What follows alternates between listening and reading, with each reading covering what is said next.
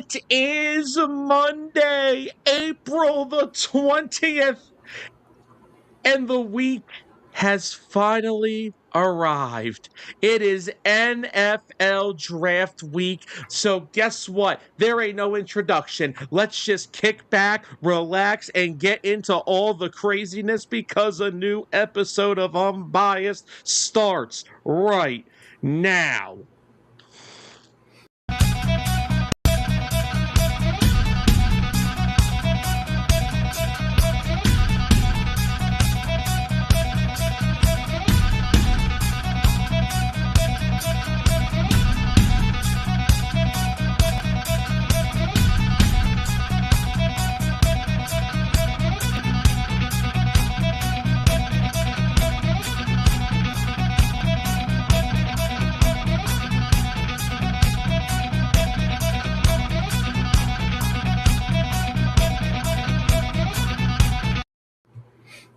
Good evening, everybody, and welcome into a new episode of Unbiased, only here on 609 Sports Talk Radio, coming to you guys live with all the unbiased sports talk that you can ask for. And as always, we are your hosts, Sam Nelson, the jabroni of the Northeast, Tyler Adams, and it's a big week. Tyler, how are we doing today? First off, you are the jabroni of the Northeast.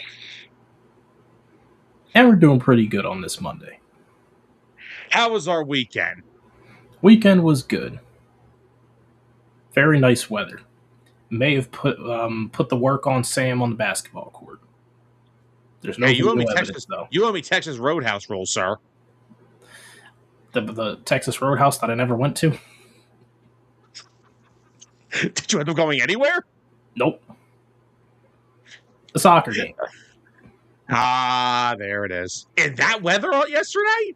It actually cleared up. By 4:15, the sun was out. And it was just windy and cold. Anthony, see, let me explain to you something, okay, Anthony? This is where I'm at, okay? The Phillies, I've been expecting this for 3 years. I don't care. The Flyers, they're up 1-0 on the Penguins in the playoffs. The Sixers have been doing this to me for 7 years. And unlike some Eagles fans, I don't act like A.J. Brown is my significant other and pays my rent, so I don't care what happens with that. I'm throwing a freaking Birds of the Gridiron party when that's over because I'm tired of hearing about it. The AJ farewell tour. Yeah, because I love AJ, but I'm done talking about it. Until it happens, I'm not talking about it. We have too much stuff to get into. But before we get into that, we got something to say. Do you remember a couple weeks ago when I said that my favorite number was 800? Remember that? Of course you do. Yes, I remember. But you know what number I like better than 800? I like the number 900. 801. Oh. Yeah, 801, right? That would be hilarious. Guys. Holy crap. 900 Facebook followers here that we just hit this evening. Thank you all so freaking much. Awesome to see. Another huge milestone off the 609 bucket list, and the road to 1,000 continues, and hopefully we are hitting that before, man, we may hit that soon. We may. Well, look, we're going to get into this show. We got a lot to talk about. We got NFL draft preview tonight. We have huge contract extensions being thrown out. But the first line of business that we're going to get to is Adam Schefter this morning talking about A.J. Brown. Psych, just kidding. There's nothing new with it, so who cares? Thank goodness. We're going to get into a big old trade that went down on Saturday night. The New York Giants sending defensive tackle Dexter Lawrence to the Bengals for the 10th overall pick in the draft. This trade makes a lot of sense for both sides. I like it more for one side than the other. I like what the other's trying to do. I don't think it was the smartest way to use the 10th overall pick. I'll give my thoughts on it. But Tyler, what are your thoughts on Dexter Lawrence? No longer being a New York Giant, and he's out of the NFC East. So now we have to find the new second best defensive tackle in the NFC East. So I guess Quentin Williams could take that role. because I don't care what Giants fans say, never was better than Jalen Carter. No, not at all. What are your thoughts on the Dexter Lawrence trade? My initial thoughts were, good luck, Joe Burrow.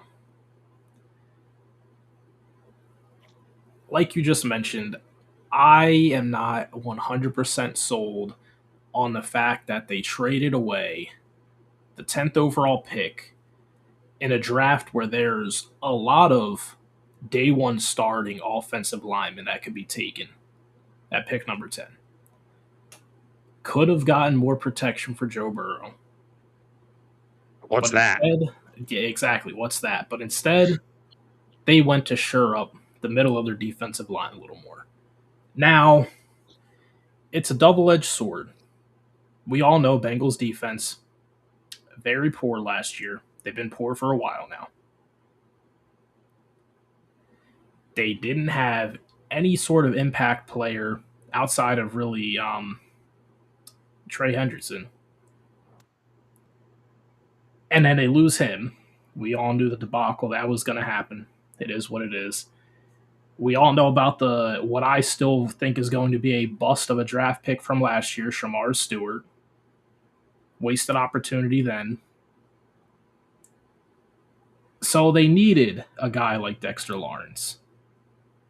But that still doesn't help protect your number one asset, your only hope of not just making it back to a Super Bowl, but your only hope of making it into the playoffs again. What's it been, 3 straight years? No playoff appearance? I believe so, yeah. I mean, what a huge fall off. And yeah, Joe Burrow has missed a lot of time with injury. Well, have you seen their offensive line? They look worse than the offensive lines that the Seattle put around Russell Wilson. And luckily for him, he was able to run for his life all the time. Hey. But Joe Burrow having to run that much and escape the pressure, it's done a toll on his lower body. A lot of significant lower body injuries. So, defensive-wise, I like the move for the Bengals. Don't like what they had to give up to get that. And what they could have potentially gotten if they had kept that 10th overall pick. But it's just a whole culmination of things with the Bengals. Like, again, going back to last year's draft, I thought they should have taken a tackle. Instead, they took the second best edge rusher on Texas A&M, who had, half a sack? They took like the third best defensive lineman on that Texas Tech defense because Shamar Turner. I would make a joke, but I think it would be too disrespectful towards Dexter Lawrence because Dexter Lawrence is a very good player. He's an elite player. He had a down year last year, so essentially you can combine Lawrence and Shamar Stewart, and their expected production heading into the season might get you 1 sack. Oh, dear Lord. All right. Yeah, disrespect aside from him. Nobody on the Giants had a good year last year. No. Especially not on the defense. Yeah, if Brian Burns the monster, yes. Anthony, I'm not saying he's worth the 10th overall pick. Worth a first rounder, yes. Yes. But the 10th pick, no, I'm not sold. So here's where I would say he's worth a first-round pick depending on what team. Yes. Like if the Packers called up and said, hey, we'll give you a 23 for him, absolutely. That move makes the Packers better because you're adding Dexter Lawrence to a team that honestly, probably the Packers, honestly, to me, would have been a team I would have looked at to have made this deal because now I don't know if the Giants want to trade him in conference, but they had to give up some of their interior last year in Kenny Clark to get Micah Parsons. You can easily replace that by getting Dexter Lawrence. But oh, yeah, definitely. No, for a team in Cincinnati that they need offensive line help in any worse way. And if there's any deep spot in the first round this year, it's going to be the offensive line. Yeah. I mean, you got the Miami kid. You got the two kids from Utah. You have Awane from Penn State. You have Emmanuel Pragan from Oregon. There's so many offensive linemen that are going to go in the first round, and you could justify taking almost any of them at 10. And now Joe Burrow is screwed once again. Yeah. Because you have to look at the big picture. What happens if Joe Burrow gets hurt again because they can't keep him upright? What does Dexter Lawrence do for you then? Great. Your Well, I mean, defense might be able to stop the run a little bit better. Cool. We're not scoring any points. he's big enough. Maybe he could transition to guard. Well, yeah, we'll see. We'll see about that. The first ever two-way lineman. The Travis Hunter of defensive linemen. There we go. We're going to turn him into a guard, guys. We're going to turn Sexy Dexty into a freaking guard.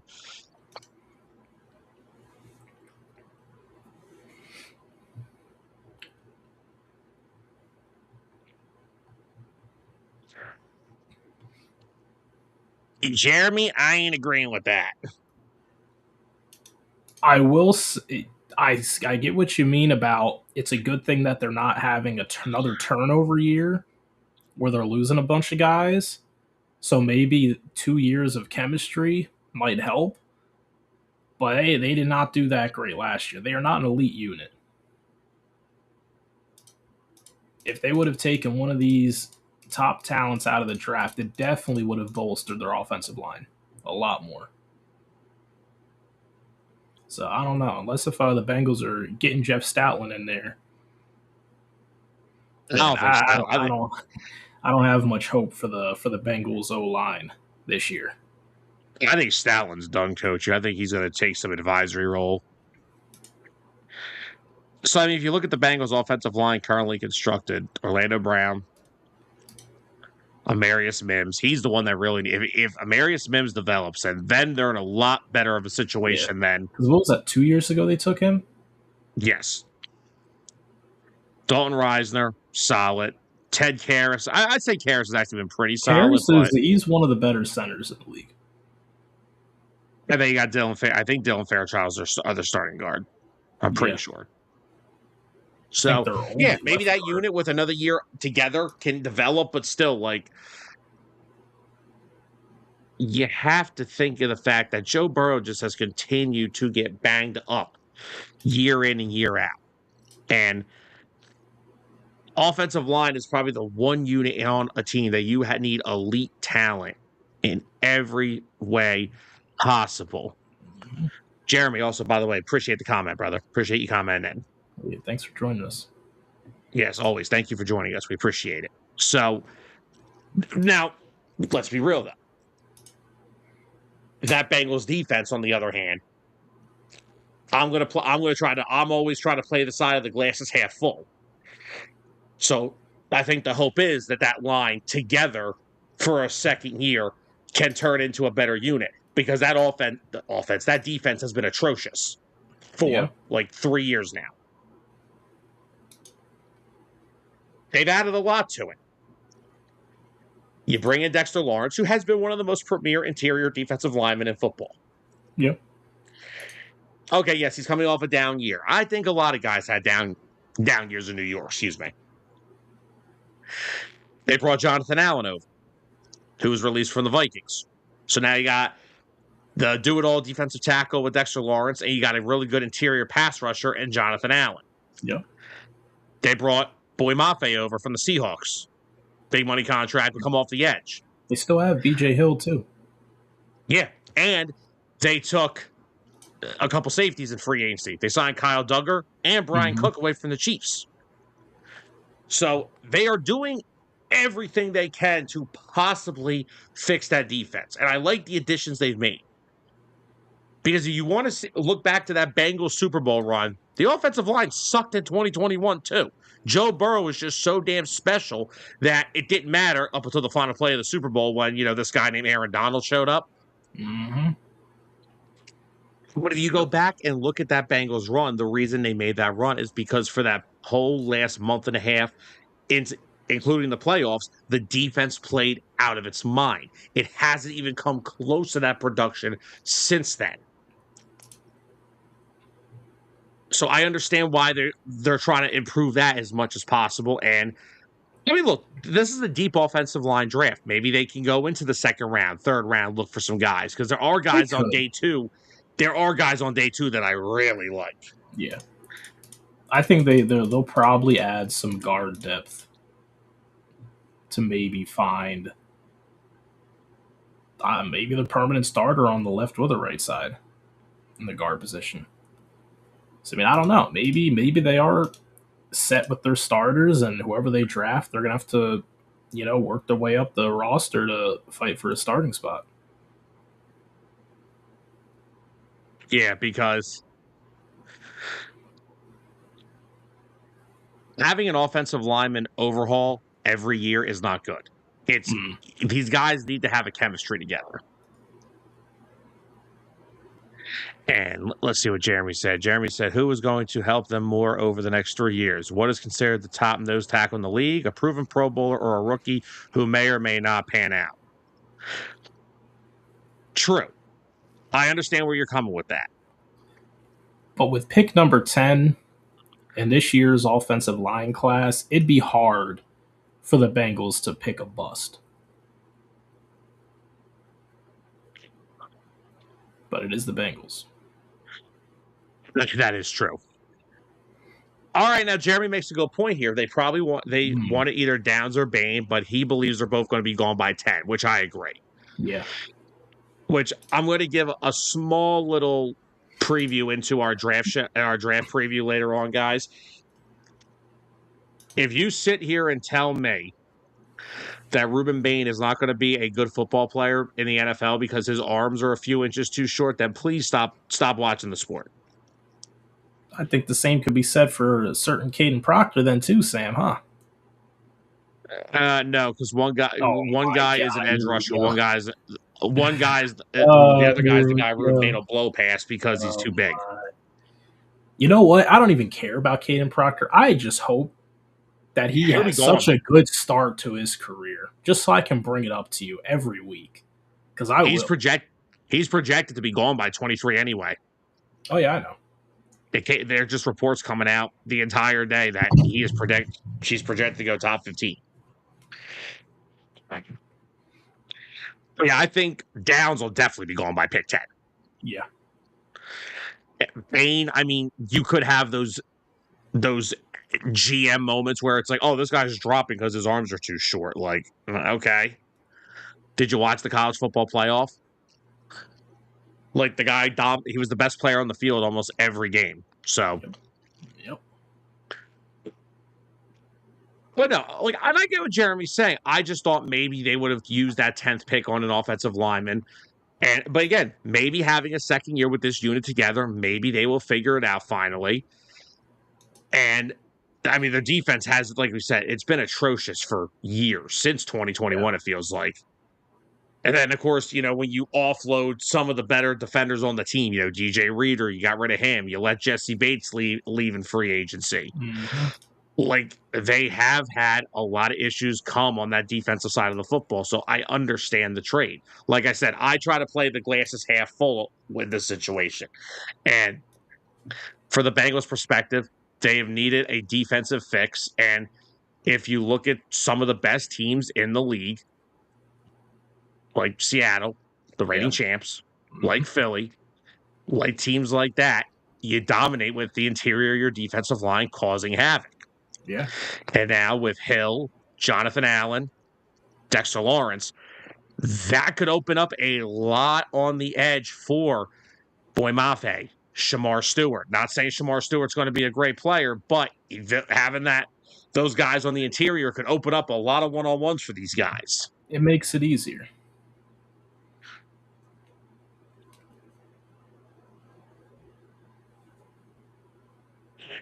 Jeremy, I'll be honest. I think there's a mutiny with the fans in Cincinnati anyway. That's always a toxic relationship between their front office and the fan base. I don't think there's any saving that sometimes. Yeah. Well, hey, if Joe Burrow gets hurt again, it might really be a mutiny.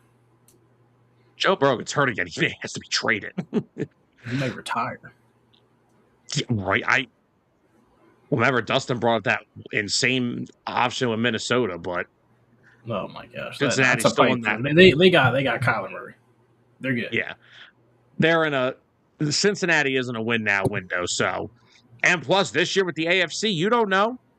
New England's going to have Yeah. a tougher schedule, so they're not going to play like the worst teams in the league this year. Yeah. Kansas City, Mahomes is still recovering from the knee injury. He's gonna miss more than half the season, at least. Harbaugh's out of Baltimore, so we have to see how that goes with Jesse Minter. Mm-hmm. Buffalo's got a new head coach. You may want to strike while the iron's hot if you're Cincinnati. So this is another reason why it makes a lot of sense to go get Dexter Lawrence, because the AFC right now, kind of a toss-up. There could be some. They could compete this year if they all stay healthy. You know, if Burrow stays healthy and Chase and Higgins stay healthy. Yeah, that's gonna be what it hinges on. Well, Anthony, they've clearly cared about him. They signed both his wide receivers to big money. Yeah, they did. T. Higgins got that wide receiver one money. I mean, Jamar Chase got exactly what he deserved because, I mean, he's Jamar Chase. Mm-hmm. Well, I mean, he's easily the top 3 wide receivers in football, give or take on how you look at it, which I'm not going to do that right now. That's gonna spark a whole nother debate. Top 5. Oh, yeah, I'm not doing. We'll do that when we get closer to the season next year. I'm not doing it now. But no, now let's go to the other side of this. Let's look at the Giants side. Well, it's the Giants. Yeah, it's just another superstar player they didn't want to pay. They don't want to pay any of them.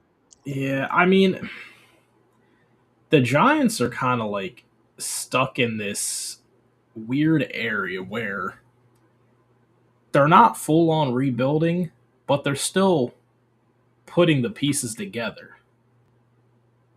So, like, they're still trying to see if they did find their quarterback, talking longevity wise. I think talent wise, it's going to work out, but they're concerned about the long term. Running back, they're not sold on Scadaboo.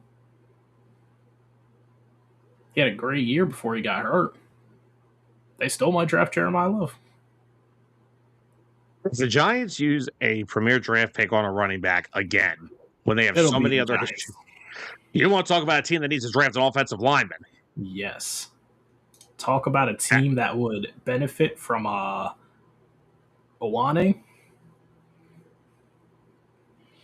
I don't think Owane's going that high. I don't think so either. That would be the only reason. A kid from Miami or Spencer Fano, though. Yeah, sure up your right tackle. I mean, you know, Thomas has carved out his role there, full-time starting left tackle. He's come a long way. I mean, outside of that, I don't know. Evan Neal, he stinks. The fact they brought Evan Neal back. The fact that they brought Evan Neal back blows my mind.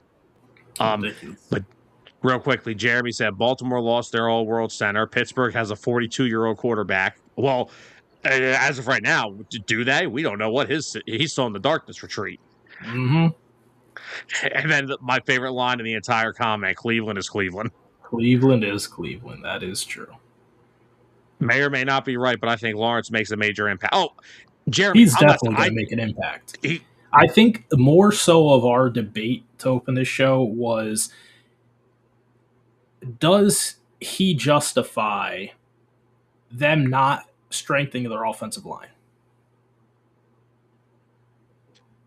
But then again, we also came to the conclusion maybe having this unit together for a second year together will hopefully benefit them. Might be what's best, yeah. I mean, because we don't know. We're not, we're not hardcore Bengals fans. We just keep up with them like we do with all the other NFL teams. So maybe they have something in all 5 of their starters that we don't know about. Anthony, if the Giants walk out of the draft with Caleb Downs and Arvell Reese, I'm going to be so pissed. Wow. because those are two of the best play. They're literally the two top players at their positions. Arvell is the best off-ball linebacker in the class, and Caleb Downs is just out of this world as a safety. Man. Unless the other, or unless if Arvell is not there, or if Caleb's not there, they'll take Caleb and they'll take Caleb. But if Arvell's not there, then they'll probably end up with Sonny Styles, who's also a good player. He's just a little bit more raw of a prospect, but yeah, I don't need that.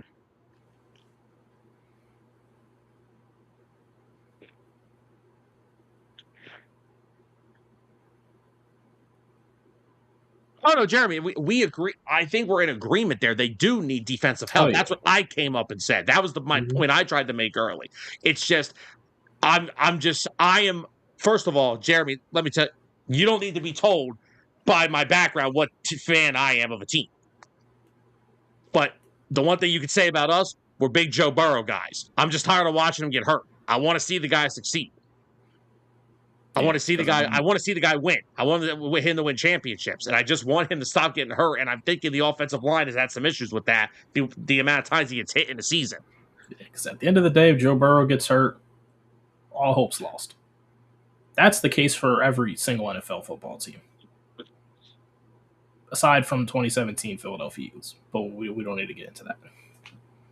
You'll never see a team again overcome so many injuries to win a Super Bowl. It was just one of those freaking runs that you see once in a lifetime. Yeah.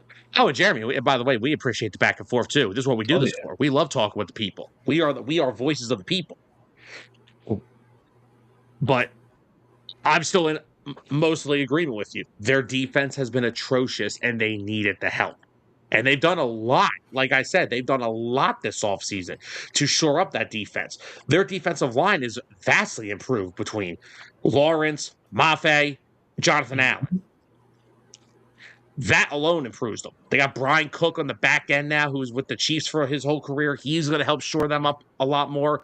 Kyle Duggar, like 2 years ago, I still think he's an impactful player, but I still like the idea of Jordan Battle playing next to Cook over Kyle Duggar. I'm not sure what Duggar's role is going to be. Yeah. Well, no, they desperately, and I mean desperately, had to fix their defense. And they've done a good job this offseason of it. Now, how does it translate on the field? We have to see. But I like what the Bengals are doing. And for the Giants, I like it too because, Dexter wanted a new contract, which also the Bengals gave him one. He got a new 1 year, $28 million deal, which he desperately wanted. The Giants, once again, were not willing to pay a star player. What else is new? But if you're the Giants, you're trying to navigate things of being flexible, building for the future. I mean, yes, I know you have John Harbaugh, and I know Giant fans want to think, oh, we're going to the Super Bowl next year, which that's the most outlandish thing I think I'll hear in 2026. But you kind of got to look at it as the Giants knew that they wanted to pivot. They did not want to pay Dexter Lawrence top defensive tackle money. So they ultimately made the decision, we're going to trade him. Get more draft assets. The Giants are going to try to get younger since they brought Harbaugh in. Harbaugh is not just here for a win now moment with the Giants. He's here to rebuild the organization and to bring some respect back to the New York Giants. Because they haven't seen an ounce of that since Coughlin was out. God. That feels like forever ago. And I mean, if you look at their team, most of what they think will be their premier players are on cheap rookie deals. Jackson Dart, Cam Scatterbo, Malik Neighbors. I mean, they've signed Isaiah Likely in free agency. They signed Darnell Mooney. I didn't even realize they signed Darnell Mooney. Holy crap. Would they take a wide receiver with one of those top 10 picks? Oh, yeah. I could say it. Oh, yeah. I could definitely see that. Because just pile the weapons around Dart. And I mean, if you look at the defensive side of the ball, Brian Burns, big money contract. Abdul Carter, need a big year 2 out of him. They did sign Tremaine Edmonds after the Bears got rid of him, so that'll help their linebacker core out a lot. Yeah. Kayvon Thibodeau, it sounded like he Yeah. was on the trade block again, but now it seems like they've kind of retreated from it since the fact that they got rid of I Dexter Lawrence. still don't like the fit of Thibodeau on that team with Carter. I feel like it clashes with the play time between the two. Yeah. I feel like Thibodeau needs a place where he's going to get a lot more playing time. Philadelphia. Not with the way they rotate, man. True. And plus, we'll have to wait and see because, Jonathan Grenard's name came back up today. Sounds like. Yeah, I did see that. And it sounds like from around the league, they're preparing Howie to have a busy week again. I'm like, okay, that's the normal day. Basically. That's a normal day in Howie country. So are we talking about busy week leading up to the draft later in the week, or are we talking about next week? Do we think this entire week? This entire between week, the draft, they're expecting him to make some deals before and during the draft. Which again, what else is new? Psychopath's going to look up there like, I don't got a 7th round pick. Watch Howie this. Roseman takes no days off. He's like, I don't got a 7th rounder. Let me trade back like 12 times and grab like 3 of them. Yeah, Anthony. Yes. Whoever they take Neighbors is the number one. Tate isn't okay. So I'm going to be really careful with my words here. Tate, on most people's boards, is the wide receiver 1 in this draft. He is not on mine. Tate still needs a lot of polishing to be a true number 1, but for what they would need from him, perfect fit. Yes, Malik Neighbors would easily still be the number 1, Anthony, without a doubt. But I think I would, dude, why are we just giving the Giants all the Ohio State players? Why are we That's like the Eagles with Georgia players, Howie Roseman watches SEC football, and whatever the goofball's name, Giants GM, he watches Big Ten football. Howie watches some Big Ten. I hope he watched Big Ten football this year because the Big Ten conference. Oh, I hope so. Mm-hmm. Between Ohio State, Indiana, and we're still going to walk away with a couple Georgia Bulldogs. Yeah, but this isn't the greatest class of Georgia players that we've seen in years past. I'm not talking about defense. Who are you thinking about offensively? Okay. Outside of Monroe Freeling, it's not the greatest class of Georgia players. They have some really solid players. But yeah, Monroe Freeling. Mm-hmm. I just have a feeling he's not getting past the Lions. I hope the Lions take Proctor. They deserve I don't think Proctor's going to be there. That's the problem. I don't think Proctor's going to be there at 17. Really? He is getting top 15 height. I'm telling you. Okay. Unless he goes to Cleveland, then he's screwed.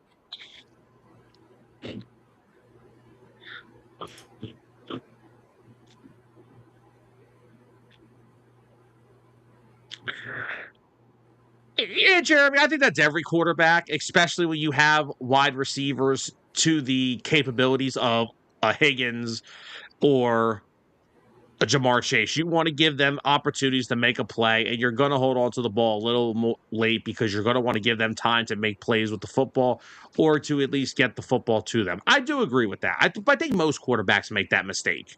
Yeah.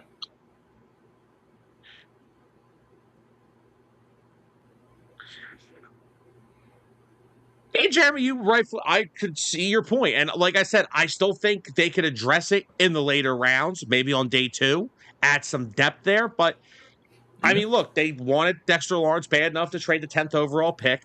I would say if I was the Bengals, I would prioritize my defense a little more than the offensive line because the defense has literally been atrocious, and it's been atrocious for even back Probably as soon as after the Super Bowl year. It's been awful.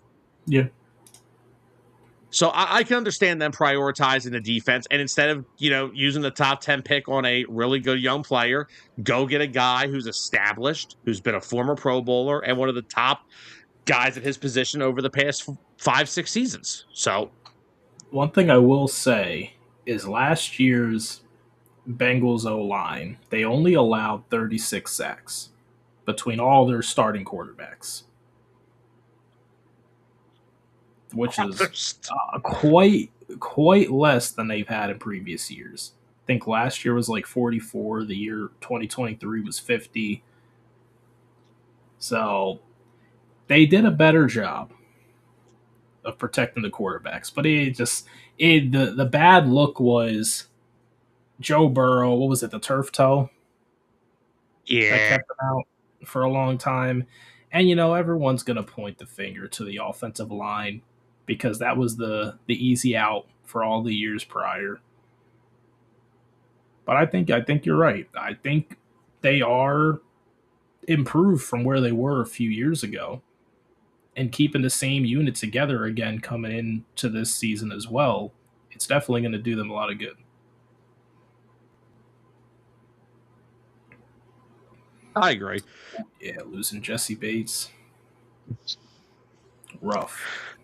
Jesse Bates was like the bleeding heart of that defense. Like he was the heart of it, and it's been rough for them since.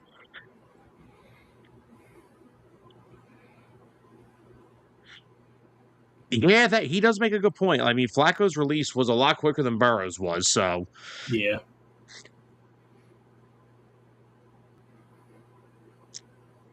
I mean, like I said, if they are able to keep him upright and keep him healthy, I don't see why the Bengals can't be the top team in the AFC North next year.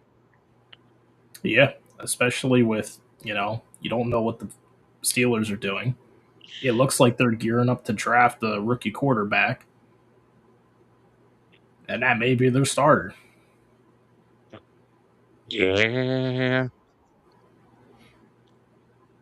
And again, for the Giants, they're getting 2 top 10 picks and an opportunity to get 2 more cornerstones for their organization. Yep. Where do they go with those 2 picks? I don't know. I'm assuming Caleb Downs could be one of them. If they use one Jeremiah Love, I swear. Oh man, I feel like they would, even though it would I be would hope. stupid. I still feel like they would. I would hope so. Oh yes, the Howie Howie Master. Masterclass. Oh, here's the best one. Low Giants and will light. giant. You mean Giants will little? Giants will little. There's one I haven't heard. Giants will little. Mm-hmm.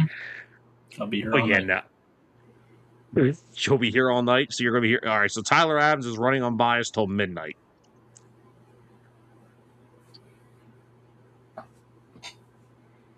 Hey, you said, not me. Speaking of defensive players, let's hop into more of this action that we've had over the weekend. We got some big money contracts being thrown around. Will Anderson on Friday agreed to a 3-year, $150 million contract extension with the Houston Texans, with 134 million guaranteed, and I believe there's 100 million fully guaranteed. What are our thoughts, Mr. Adams? It's a good deal. I mean, I don't. It's always good to retain a player like that, but I don't But know. what are you butting? It's just what they should have done. But what's with the butt? It's one of the premier young defenders in the league. I know.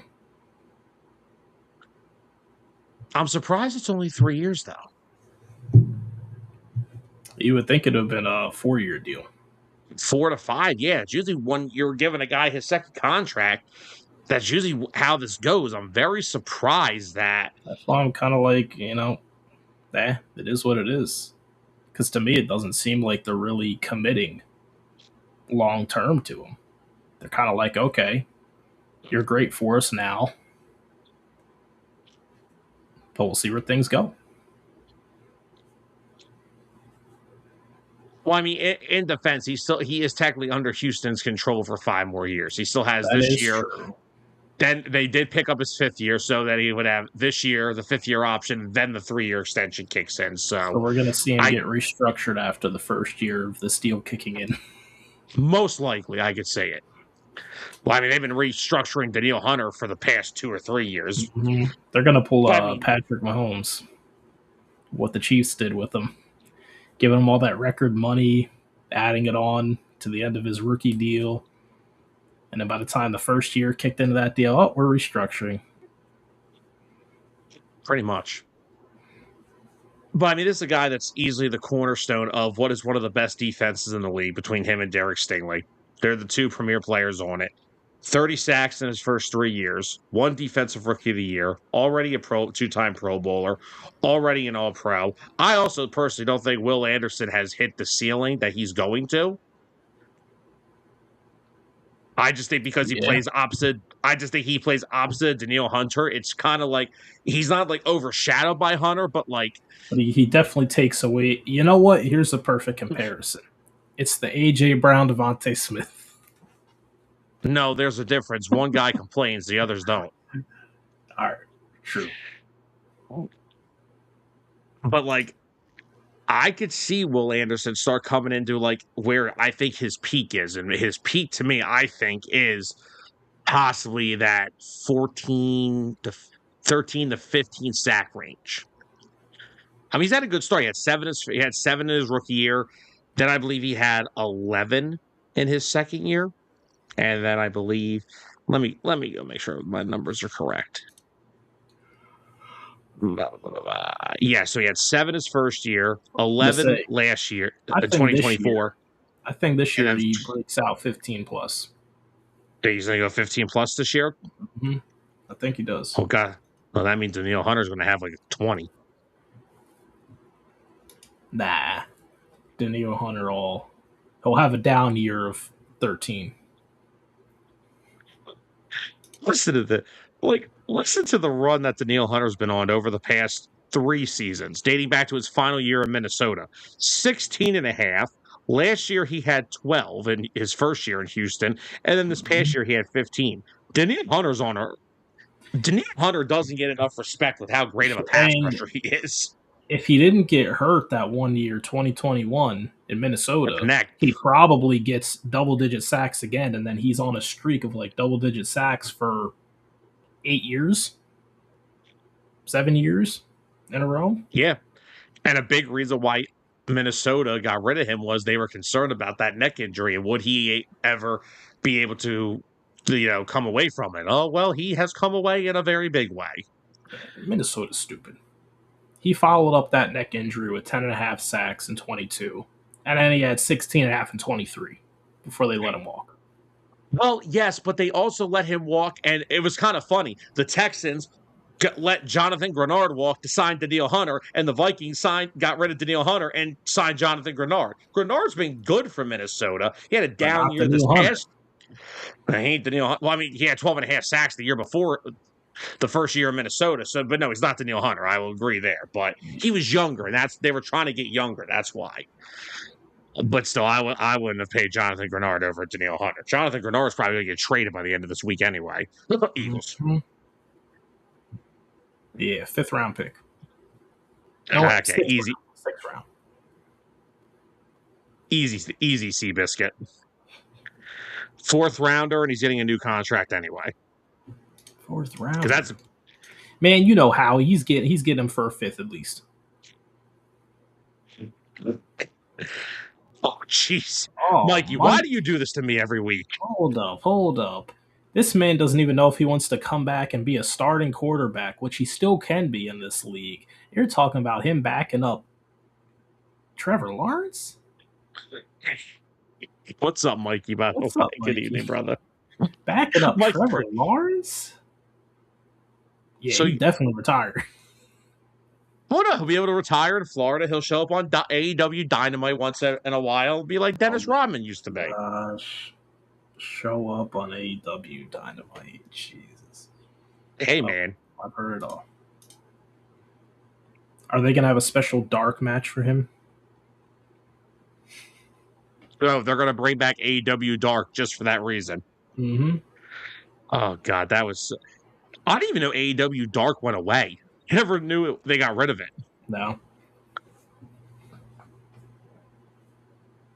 Also, to get into our last little bit of contract news, then we're going to hop into the draft preview because there's a lot to go over. 49ers and Trent Williams. 2 years, 50 million, tying the big fella to San Francisco through 2027. And I believe there's 37 million guaranteed. Now, this one's worth noting about a little more because there was some speculation that if the Niners and him couldn't find an agreement somehow, that there was possibly going to be a scenario where he left. Oh my. Oh, Jesus. I would pay to see that. Rodgers versus Favre. As long as Mark Gastineau is the special guest referee. Oh my. So he can get his sack on Brett Favre back. Yeah, Mikey, they do have a lot of draft picks. So, I mean, we talked about the Jags early in free agency, losing Devin Lloyd.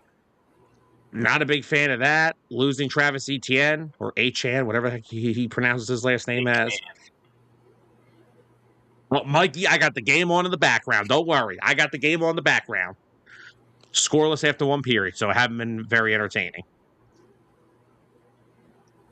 But no, I mean, 49ers off season, they quietly, now, this is barring when we get to the season. Yes. Because we know what tends to happen. Thank you for stating with the San Francisco. So, but here's the Niners so far, what they've done. They've brought back Trent Williams. They've signed Mike Evans. They've signed Christian Kirk. They've brought back Dre Greenlaw. They traded for Osa Odigizua. And they brought in Raheem Morris to replace Robert Saleh. The Niners have had quietly a pretty decent offseason. They have. And still the 49ers. We don't know who's going to get hurt. It's like you just put a bunch of names in a hat, and Christian McCaffrey's name is in there like 20 times. Last year didn't get picked, though. Somehow. Some miracle. So someone did not pick Christian McCaffrey on the injury report this past year. Oh, man. But no, I think for San Francisco to get the Trent Williams thing done, I think that's important. I mean, to me he's the best offensive lineman in football right now, even at his age. I think so. Like, if there are two players that are tied to their importance of their team, it is Trent Williams and Lane Johnson. Right, they're the two most important How dare offensive you linemen. mention Trent Williams and not Lane Johnson in the same sentence? I just did. You did after I checked you. No, I didn't. I said it way before that. Oh, no. But Trent has been a vital piece to that San Francisco team for years. I mean, they've been this successful because of him, even given how all the turnover on that O-line. I mean, losing McGlinchey to free agency a couple years ago. Yeah. The interior has been a mess, I feel like, for years, but they still are a mainstay because Trent Williams is who he is, which is the same thing with the Eagles with Lane Johnson.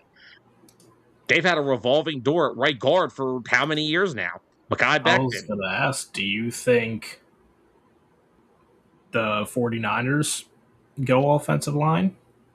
If they were smart. Because let's look at San Francisco here. What do you need? Like I'm talking like in desperate need of. Desperate need? I mean, you don't need a running back.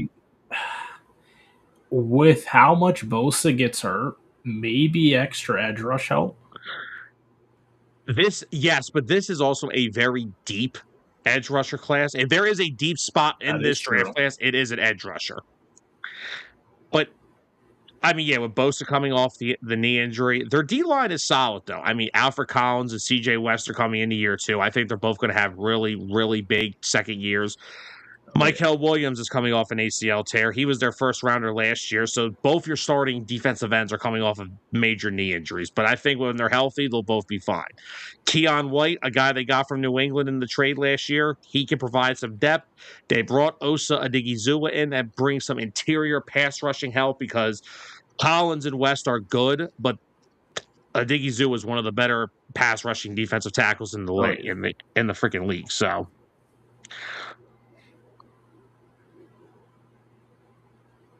I'm all in on that.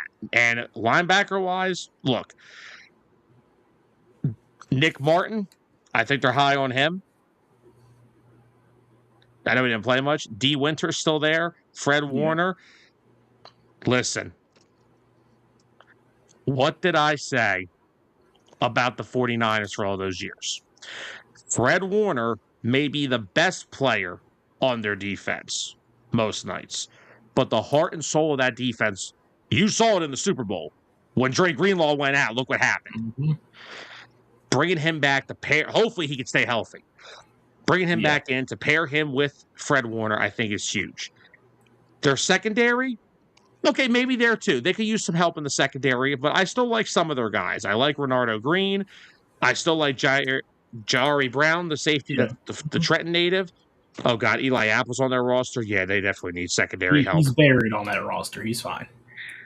He's a camp. Still, Upton Stout had a tremendous rookie season. He did.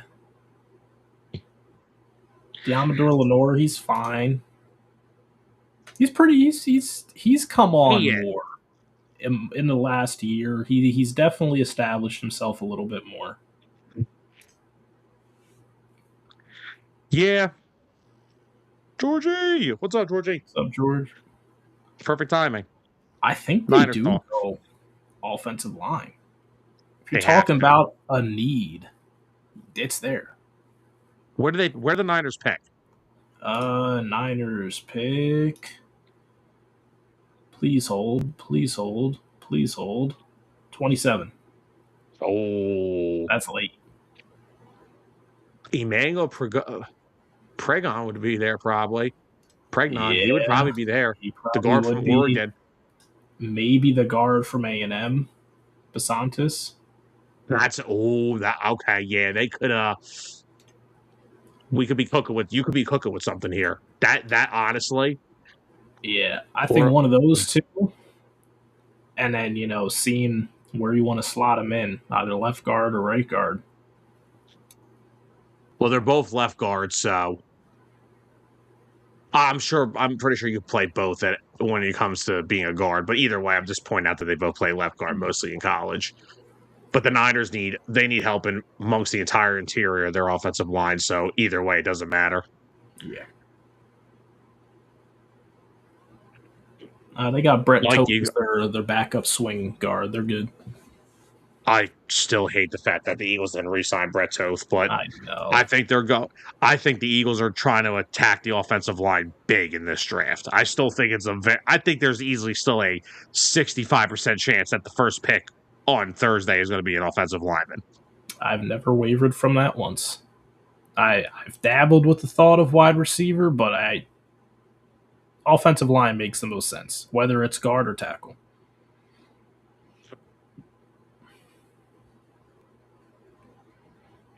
Well, George, congratulate the boys on a win. Hope Bryce heals up from that. Good win. Yeah, have you ever tried pitching with a cut on your hand? It's not very fun.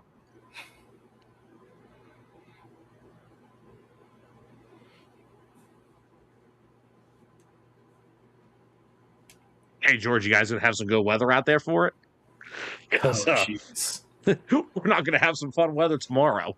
It's gonna be in the low 20, the high 20s in the morning. Lovely. Yep. What? All right, Tyler. We are almost an hour into the show. We've talked about the Dexter Lawrence trade. We broke down the Will Anderson thing. We broke down the Trent Williams thing. Are we ready? As ready as I'm gonna be. NFL draft this Thursday. I am hyped. We got a big week coming up. This is an Oh, yeah. important week for us. This is always the big week for 609. We got the preview show tonight. Got DA After Dark returning after weeks of being away.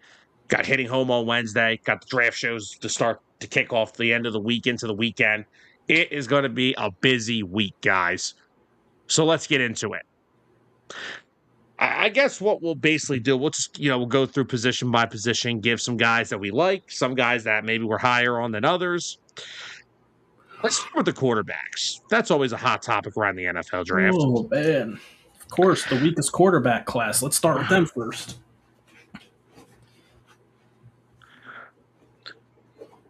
Good evening, Zolt. Oh, man. What's up, Zolt? Zolt definitely 49ers sign guys straight to the IR now.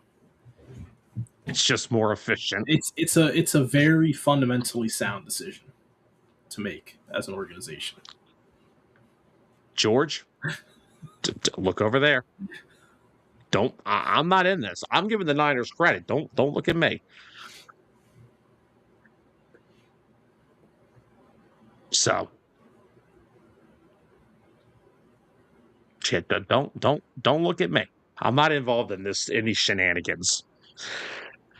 All right, so let's get into the quarterback class. It's a weak class. To me, I've labeled it as Fernando Mendoza and everybody else. Basically. You could be a little more fair than that, but I get what No, I can't. I don't see how. So I guess where we start this off, I guess the question is, who's the second best quarterback in this draft? Yeah, we've talked enough about Fernando Mendoza. We all know his fate. We all know what he's going to be. Next best guy. I feel like most people would say Ty Simpson. I actually think my second best quarterback in this draft is Garrett Nussmeier. Okay. Did you see the report about him having like a cyst on his spine this past year? I did not, really. Now, there's no long-term concern with it. He should be okay, ready to go. But no, I can see it. Nussmeier had a really good year in 2024.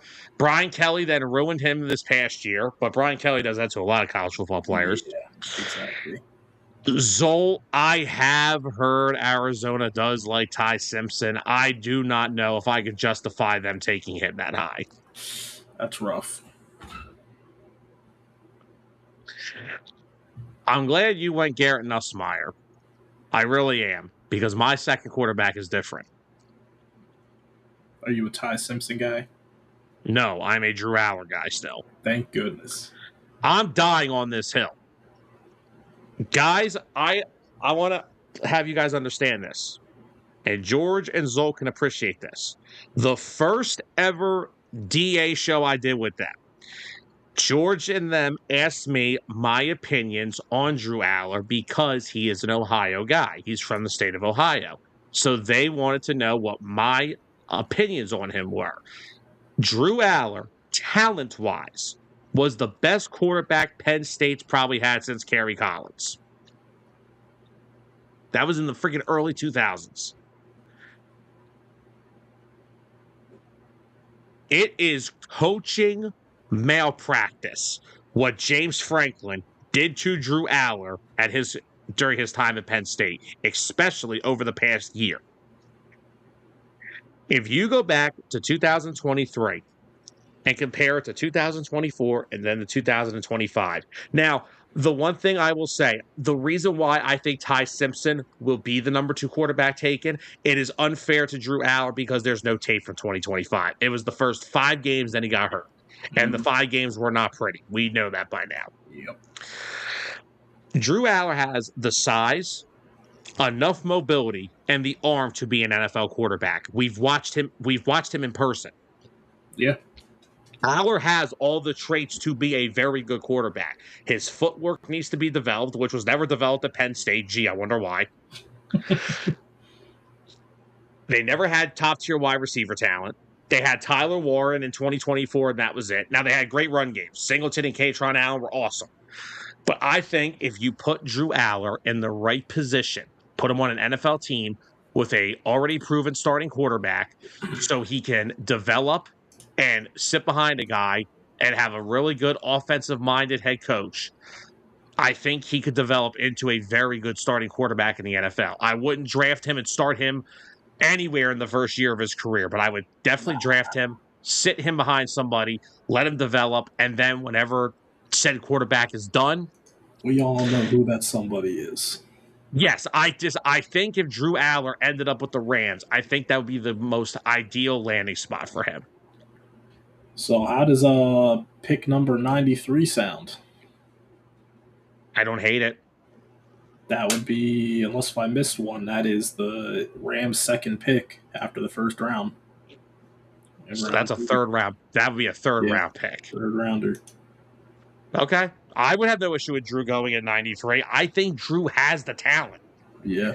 And if I'm the Drew Rams, Aller has the I look to invest in Drew Aller to get him experience with McVay behind Stafford, because that could easily set your franchise up to just leap into the next generation and not miss a step. Yeah, and I like what Zolt has brought up here. You know, Saints and the Chiefs have talked to Arizona about moving up to 3. Yeah. Look, Yeah. I don't think many teams think I don't think a lot of people think Ty Simpson's a first round pick. I don't think he is, at least. No. I can't justify taking him at 3. But if you were to trade back into the middle, even to the middle to the back end of the first round, I can justify taking Simpson later in the first than top 3. I can't fully justify it, but here's the thing: if you trade back into the back half of the first, then take Simpson and accumulate more draft picks, that makes more sense than taking him at number 3. Remember, it's all about what the coaching staff likes from the quarterback. We laughed at Bo Nix going in the first to Denver, and Sean Payton liked him enough. Look what he did with him. Yeah, it's true. That is the problem that we have with quarterback evaluation. A guy can look awesome in college, but if he doesn't fit the system that the team wants, then it's not going to work. If the coach likes him, then that's what's going to happen. Sean Payton loved Bo Nix, and look what Bo Nix and Sean Payton have done. They were probably a broken ankle away from the Super Bowl, and they probably could have won it. I still think they could have won it. But no, if you put Drew Aller in the right position, they definitely have a very good chance of turning him into an NFL starting quarterback, because it felt like every year at Penn State, the playbook just kept getting more limited for him every single year. He went from this 6'5" kid with a big arm to, it's like Franklin tried to turn him into a game manager. Basically, yeah. Like, James Franklin does not know how to coach top-tier talent. Unless it's like out of this world on the offensive side of the football. Well, if you're talking about Saquon Barkley, that's just Saquon Barkley. Yeah, exactly. Saquon's probably saved his life. Because if they don't win the Big Ten that season, Franklin gets fired way before 2025. Way before. Yep. So, no, I think Drew Aller has the talent. I think he's better than Ty Simpson. And I think Ty Simpson will be fine in the right system. And like we said, we know when Mike LaFleur got hired to be Arizona's head coach, they said he prefers having a pocket passer. And, you know, there's the report that Jacoby Brissett wants a new deal because he would like to have some start money to be paid like he's a starter. And it doesn't look like Arizona's in a cave. So Simpson will be the second quarterback taken. I think talent-wise, Drew Aller does still have the potential to be the second best quarterback in this draft. He could have been the best quarterback in this draft if A, he didn't get hurt, and B, Penn State knew how to coach a quarterback. Yeah, I agree. Aller's It's just probably easily the only quarterback outside of Mendoza that has the highest ceiling out of the whole quarterback class. Not as fully developed as there are other quarterbacks in this class, but the highest ceiling for sure. yeah. And look, I think Nussmeier also could develop again another guy. You put him in a right position. Could he do something? I don't think he has the arm talent that Aller has. I think That's he where has I'm the at with. arm talent. I think he had not. He doesn't have as strong of an arm, but I think he has a talented arm. He's got a good Yeah, throw. He needs to make better decisions when throwing the football. An interesting one is going to be where Carson Beck lands. I know Carson Beck turned a lot of heads at his pro day, which he had, I think, was it last month? I I think it was think last they month. had. I think it was last month when they had their pro day. Yeah, I know a lot of executives were there and they were impressed by his pro day performance. I think a lot of it, and I think that happened because I think a lot during last year. We did talk about Carson Beck last year. He did kind of more of adapt to like the game manager type, and he didn't turn the football over as much. He had some plays in the playoff that were kind of but I mean, it happens. I think that recovering from that UCL injury that he suffered at Georgia was still hampering him throughout the year because you didn't see him go for shots down the field as much as he did at Georgia last year. And I think that's where some executives are really intrigued by him now is because, at the pro day, maybe more months removed from that UCL injury. Now maybe the arm is starting to get some of the strength back because if you've seen what UCL injuries do to pitchers in baseball, well, being a quarterback where you're asked to throw the football 90 yards sometimes and throw it 35, 40 times a game, that's gonna take some time to get some strength back into that arm. Oh, yeah.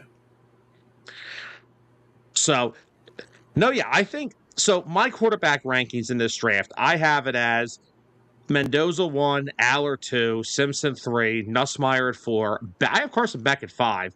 And then at 6, I had Kate Klubnik because he's probably the last well rounded quarterback in this Yeah. class. Even over Luke Altmaier?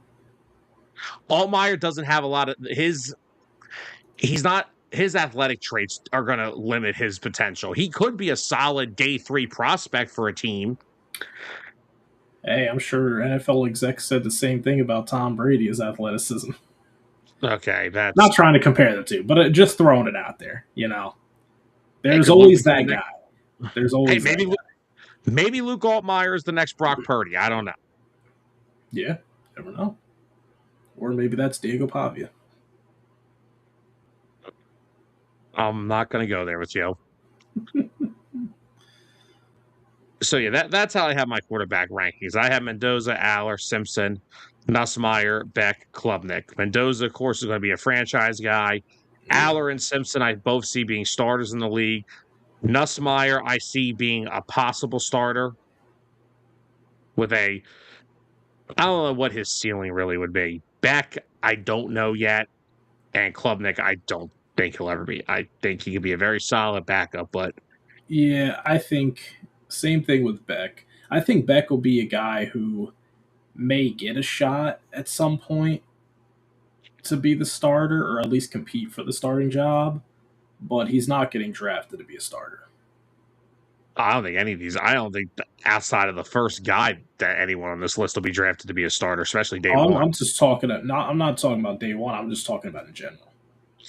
Like I think Ty Simpson could be a starter given a couple years on a team. I don't know, but like it's so tough to say because we've honestly been spoiled with a lot of deep quarterback draft classes over the last 5 years or so. But you kind of have to think about it as like a lot of teams are pretty set and have their franchise guy, except for a few. I mean, Jacksonville's not out looking for a new quarterback anytime soon. The only teams are really the Jets. The Titans just got one. The Browns are working on it. We'll just leave it at that. We don't got to talk about the Browns. They're working on it. They got a million quarterbacks. They'll figure it out.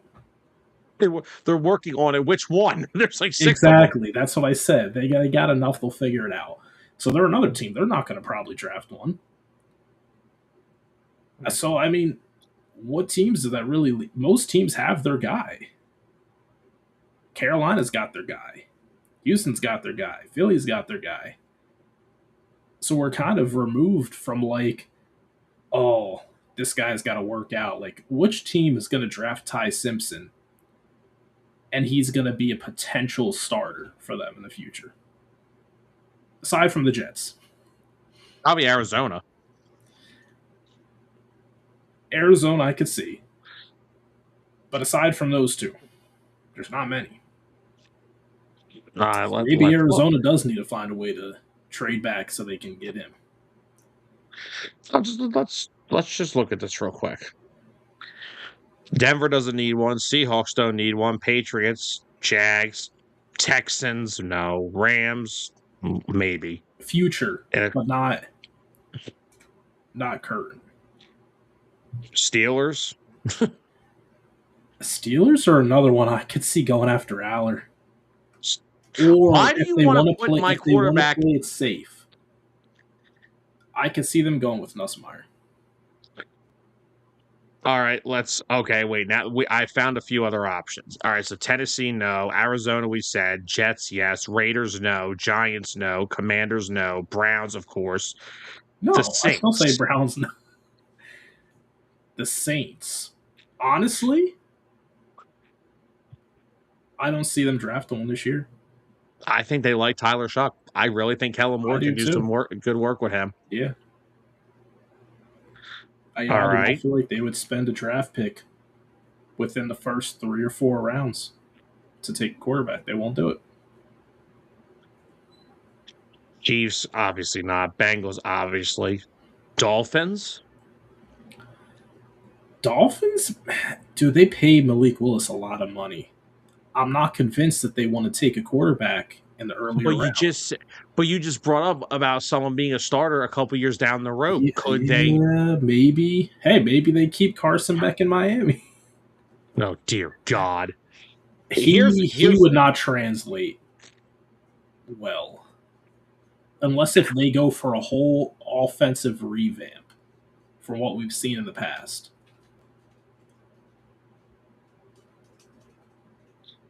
Only other team I see on this list that I'm looking at a team that could be and look for a quarterback is Atlanta, because I'm not sold on either of the southpaws they have. They might not be either, but honestly, think about it. Some of these teams are going to wait till next year's draft class. I think Miami being one of them.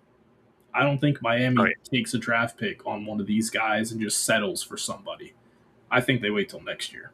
If Malik Willis doesn't pan out, boom, next year's draft, go and get one. And Atlanta, I don't know if they trust. Atlanta trusts themselves. Hey, between the two of them, they'll get the 17 games. They'll figure it out. I don't know who's going to play more, but honestly, I could agree with this, what Zolt said about this, because look, CJ Stroud, yeah, he's the guy there right now, but since year one, maybe he should have took more tests instead of just being a football player, like you said. Yeah, because I mean, hey, so far, Bryce Young, he's put in the work and he's developed. Yeah, I don't know about CJ Stroud. I still like him. I'm still high on him, but it hasn't been a good couple of years. Now, look, the offensive line's been absolutely terrible. We know that. That doesn't excuse all the turnovers. It's one thing if you're getting sacked a bunch of times, but those poor decisions throwing the football, God.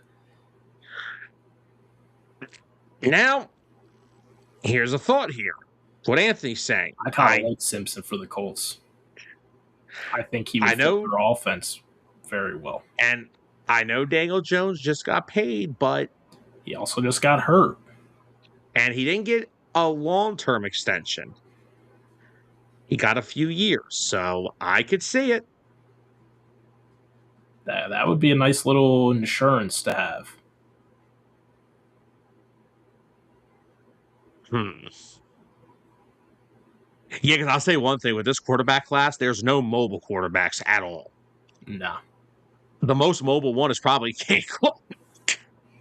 Jeez, that's yikes. Nah, maybe a kid from Arkansas. He's when I read your draft thing and they say that you're such an inconsistent passer, but you're such a Oh great yeah. athlete that Oh yeah. a team that Transition to a running move. back. Yeah, I'm not when I see analysts saying you should transition to a receiver or a tight end. Yeah, you're not a quarterback, bud. Yes. Yes. Yeah. All But right. hey, most mobile quarterback in the draft technically. Yeah, when they'll run 18 Wildcats a game. All right, let's move on to our running backs in this draft. It's not the draft to need a running back. If you have a need for running back, you're going to need to have some patience because I'll be honest, it's Jeremiah Love and who else? The second best running back in this It's draft his is his teammate. backup. Yeah. It's his teammate. That should tell you all you need to know. There's some guys who will be good change of pace backs in the league. None of them are your franchise running back. None of them are going No. to provide that impact and that playmaking ability, except for Jeremiah Love. I think now I will say this. When it comes to watching Notre Dame's tape, when you see Jeremiah Love and Jadarian Price on the field, I can't tell the difference.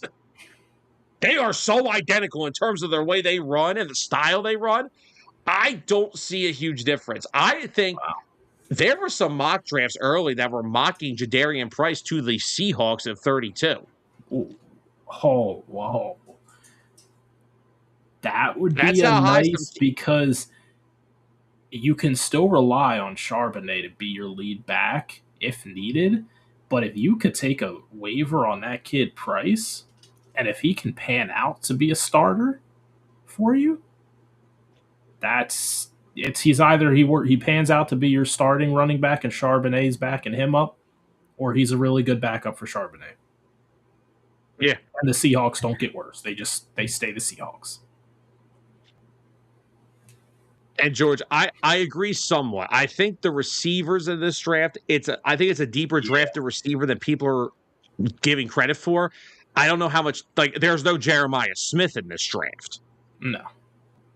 But I definitely agree. If you're trying to shore up your defense and find some decent offensive talent, but I think that's the draft. And Lyman is a plus. Oh yeah. But yeah, I have 4 running backs that I think could be somewhat You have NFL 4. contributors. It's Love, Jadarian Price. I like Jonah Coleman out of Washington. Really? I think he's got the best chance, honestly, outside of Jeremiah Love, because Jeremiah Love is completely lights and years beyond everybody else. Coleman adds more in the pass catching game than Price. He does. His height worries me at the NFL level. 5'8". Okay. I've seen a lot of shorter running backs like that struggle. Yeah, and then the other one I have is Mike Washington from Arkansas, who solid power back, doesn't have a whole lot of burst, not the quickest, but He will be again, a good running back in a tandem. yeah, exactly. Oh, you know who could draft him a little later on in the rounds? The Lions. Oh, What do we say? You don't want to tire Gibbs out. You don't want to wear him down. Get a nice little power back to put next to him. I agree, Zol. If it's not this is like the quarterbacks. Yeah. It's Jeremiah Love and everybody else. Yeah. The rest of them are basically role players. And actually, I'm going to disagree with you because I have a running back who's a better fit for the Lions, in my opinion, than Mike Washington. And it's going to hurt me to say it. And it's going to hurt you that I'm going to say it. Allen. Yeah. Yeah. I think Katron is such a close comparison to the short yardage that David Montgomery provided. Yeah. And where he'll end up falling most likely in the draft will be more of a better value pick for the Lions. Yes. Now, he doesn't. Now, here's the funny thing. when it comes to the Penn State running backs, the guy who's the short yardage power back is a good pass protector, but is not a pass catcher. And the guy who was the pass catcher isn't good at pass protection. Make that make sense. Yeah. But again, Katron Allen and Nicholas Singleton fall into what Zolt said. They are specialists, and that's it. Allen is your short yardage, change of pace back, who I think will be a good he could be a 2-down back. I wouldn't say he's an overall running back one by himself. I think if you put him in a tandem with someone like Jahmyr Gibbs, I think it works a lot. Nick Singleton, he is your third down pass catching back that if he sees a hole, if there's a hole there, he will hit it. But his vision is very inconsistent. We saw that last year. Yeah. Now, once again, how much of that came from the coaching? Because Andy Coltonicki and James Franklin murdered almost everybody last year. Yeah. But the year before during the playoff run, he was amazing. But again, I don't see them as I don't think they are 3-down backs, either of them. I think they're two very good complement backs. It's Porter Marteau, 1-0 Flyers. You've been waiting for that. Dude, I got a 19-year-old kid putting more effort in the postseason than the Phillies hitters over the past 3 years. Sam, you know the Phillies are never good this time of the year. Porter Marteau is going to be a special hockey player. Yeah, that's why they're losing 4-0 to the Cubs right now. All right, let's move into where I think there's a lot of depth in this draft. Let's move on to wide receivers. And I already know we know who my wide receiver one is. My wide receiver one is still Mekhi Lemon. He's mine too. I am so high on this kid. Mm-hmm. Now he does lack the ideal size at 5'11", not the most athletic, but he makes up for it with his effort. It seems to not matter because everywhere I see this kid play on the football field, he makes a play. Yeah, exactly. I mean, the guy was given the award for the nation's most outstanding wide receiver last year. He caught 79 passes for over 1,100 yards and what was it, 11 touchdowns. Like, he is just such an overall amazing wide receiver. I just don't know how teams. I can see why. I can see it. I think he's the wide receiver one. He is. I agree 100%. No doubt. Yeah, so that I will say that. Like I said, Jeremiah Smith, when he comes out next year, is going to be the best wide receiver prospect probably in decades. But there is a lot of depth in this year's draft. I only did like my top 7 because I could have done easily 15 to 20 guys. But there's so many. I have Mekhi Lemon at number 1 on my big board. Yep. He's Who easy. do you have it? Now, who's your number 2? I think we may go different here. I'm gonna throw out this spoiler now. Jordan Tyson's not in my mention. Okay, the injuries worry me. He's extremely talented. But I think teams will go for the safer picks before he comes off the board.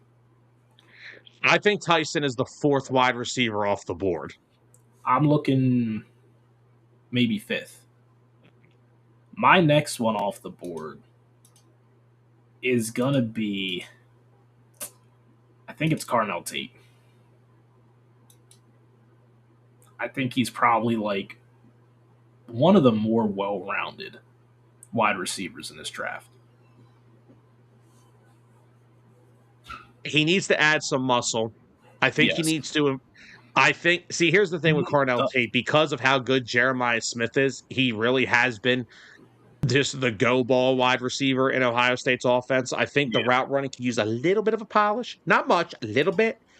Because I think he's been used mostly as that go ball wideout in Ohio State's offense, which not an issue. I mean, well, you have the plethora of talent that they've had over the years. I mean, they had him and Jeremiah Smith this past year. 2 years ago when they won the Natty, they had him, Smith, and Emeka Ibuka. We already know who my wide receiver 2 is. Don't play games. Y'all know who it is. Omar Cooper. Future Eagle.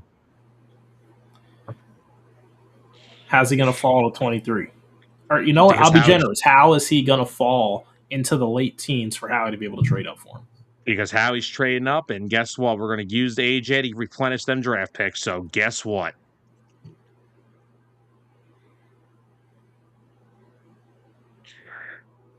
Anthony, is Odell really this still trying this right now? Wow. Desperation. Now, Omar Cooper's another one. He ain't a deep ball guy. He's not going to beat you with the speed, but get the football in his hand. After the catch, the guy makes plays. Another one like Lemon. They're both going to work a lot at inside the numbers, a lot of time in the slot, but if you put him out there on the outside in spurts, I think it works.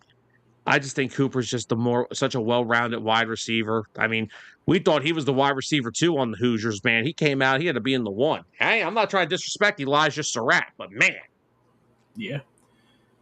Now Cooper, he's my third wide receiver on my board. I think Cooper's gone by like 12. 4-18. You think 12? I'm trying to be generous here. Tyler, there's already rumors that if Tyson falls past 15, the Eagles may jump. If Cooper's past 15, they're jumping. He's got 2 third-round picks this year. We'll see. Tyler, he's traded up for almost every player he's gotten over the past couple of years. We'll see. Okay. We'll see. I want a number 2 wide receiver to play for Devontae Smith, and you want a fat offensive lineman who has arms that are too small to be a tackle. I never said I wanted Caden Proctor. Who said I was talking about Caden Proctor? You talking about Aone? No, Olane's not a tackle. He's a guard. I'm being dead serious. He's not a tackle. He's a guard. I know he is. I thought you thought I was being a smartass. No, I'm being dead serious. He's literally a taste. Oh, you are just a smartass in general. Well, yeah, I am, but I have Tate, but I kind of so you have Cooper at 3, right? Yeah. Okay, I have Tate at 3.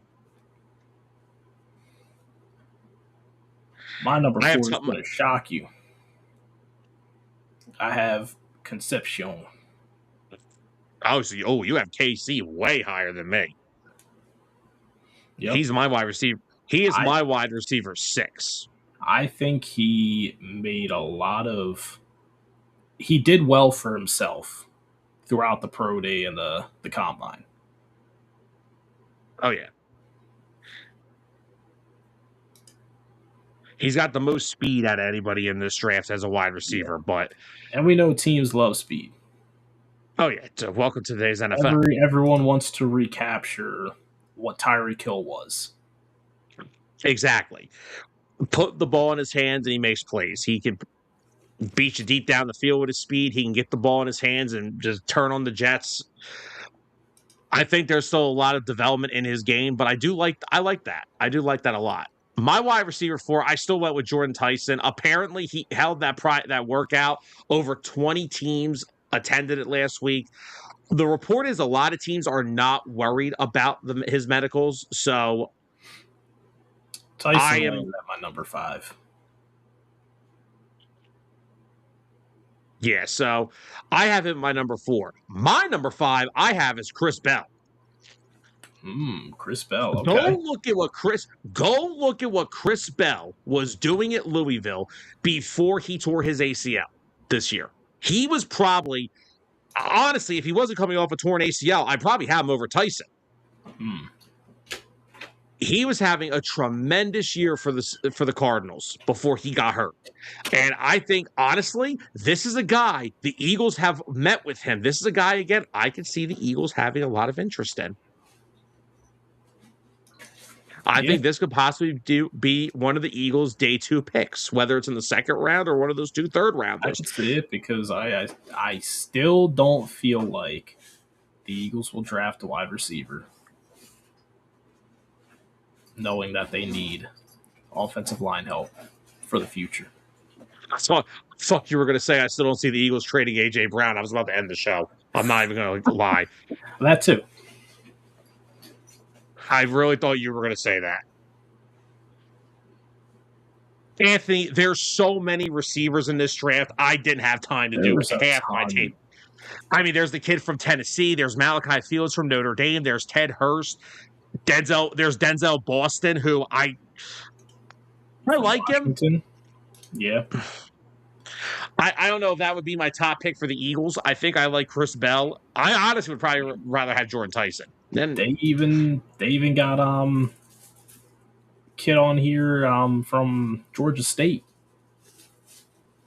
that the kid Hurst. Yeah, Hurst. He's graded pretty high. But let's not forget your boy, Skylar Bell, Elijah Sarai. Yeah, Stribling's another one too. I think he's gonna have a good NFL career. There is so much depth at wide receiver. And then Jacoby Lane too. Almost forgot about him. Yeah, well, I mean, yeah. Well, when you play next to Mekhi Lemon, a lot of people forget about you. But he's 6'4". You can't teach that. And don't forget about Bernard from Alabama. Yep. I mean, he had a pretty solid year in a year where Ryan Williams kind of had a down year. So. Now, for my wide receivers that we did talk about, in order, I went Lemon, Cooper, Tate, Tyson, Bell, KC, and then Boston. Lemon, Tate, Cooper, KC, Tyson. Okay. I don't think I gave a sixth. If I had to go with a sixth, honestly, give me the kid from Georgia. Ted Hurst? Who Hurst? Branch. Yeah, no, Branch. I forgot about Branch too. He's another one. If people talk about the speed of KC, I think Branch has more explosiveness and elusiveness than him. Now there's a guy you can just get the ball to for 2 yards and I'll turn it into 60. Here's a guy. Here's a guy.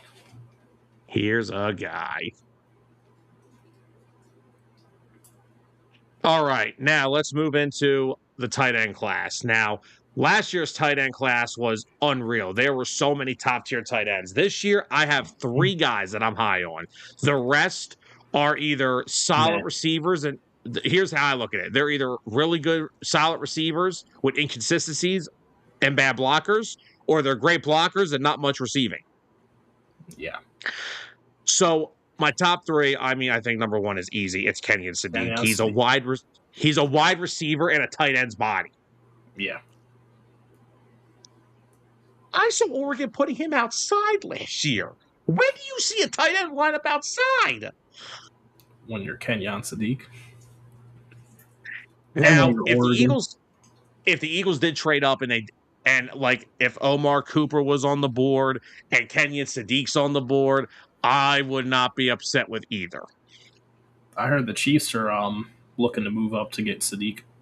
Stay away from me. They're looking for a tight end of the future, man. Kelsey's only probably got 1 year left in him. Oh, just wait till he has a kid. Oh, my. Just wait 20 years. Just wait 20 years. So I think our consensus number 2 tight end is probably Eli Stowers, Vanderbilt. He's the only on our mock. In what was it, round 2? 2. Yeah, we took him at 54. Yeah. Which if he makes it to 54, that's a steal. I agree. He's the only other tight end in this draft that has the volume of passes thrown to him. I mean, granted, it's probably the only guy that Diego Pavia you could see on the field most of the time, but yeah, he's the only one that really has the pass catching volume to be the tight end too. My number 3 is Max Clare, and Max Clare is a very good tight end. He transferred from Purdue to Ohio State, and everyone's saying, well, he didn't have a lot of numbers at Ohio State. Yeah, no shit, Sherlock. Look at the guys look at the guys he's playing with. He's playing next to Carnell Tate and Jeremiah Smith. But I still think he's got the most upside in this tight end class because of how, like I said, how weak it is. If I had to put a tight end 4, it's probably Sam Roush out of Stanford. He's an excellent blocking tight end. He is a okay pass catcher. He does have an issue sometimes with drop passes. So that would be my tight end 4. There's some other ones. There's the kid from LSU. There's Oscar Delt from Georgia. Mine But would be Endries out of Texas. Jack Endries is good. Definitely, he's rough around the edges, but I think he's got potential. And Triggs from Baylor is a pretty solid pass catcher, but he's an awful blocker. So, like I said, this is not a very deep tight end class compared to last year. Travis Konechny just got his freaking face ripped off by Evgeny Malkin. For the Eagles, it's either you get Sadiq that falls to you in round 1, or in range for you to trade up. Stowers falls to you in round 2. And if none of that, maybe you hope for Max Clare. And if you miss out on all 3 of them, wait till next year. And we're going to have to take a tight end in round 1. Or you could have some fun and see what Kyle Pitts' asking price is. Oh, yeah, that's always an option. I mean, he did sign the tender, but he never got an extension. So does he fit into Atlanta's long-term plans? I don't think he does. I mean, to be honest, I'm not trying to say they're that, but Kenny and Sadiq's pro comp would probably be someone like Kyle Pitts, someone who's like. I think Sadiq will have the better start to his career like people expected Pitts to have. And I'm not trying to go at Pitts as a talent.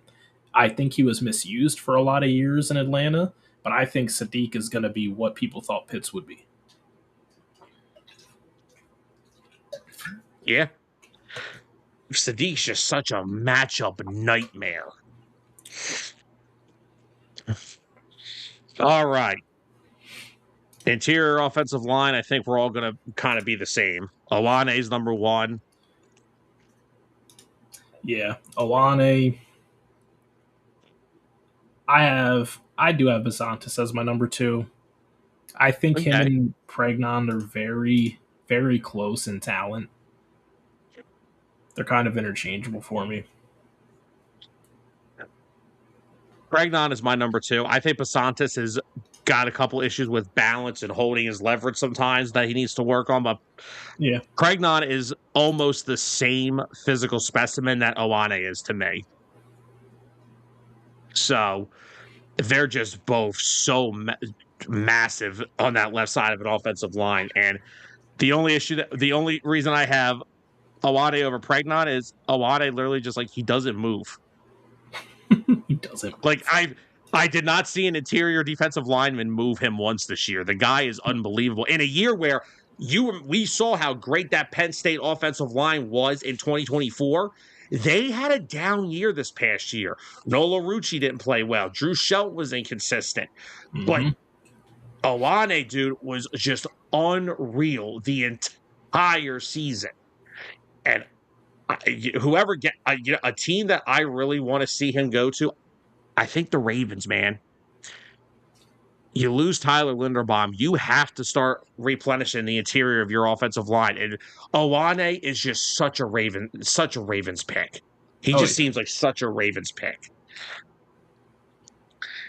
But outside of those top 3, there's still some depth there. I mean, you have Kalen Rutledge, Connor Lew, Sam Heck, Jake Slaughter, Logan Jones, Pat Coogan from Indiana, their center. He's one of my hidden gems late in this draft.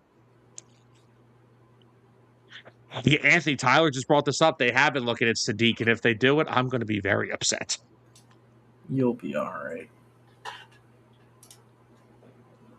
All right, now let's go to tackles. All right. So, do you want to pronounce the kid's name from Miami?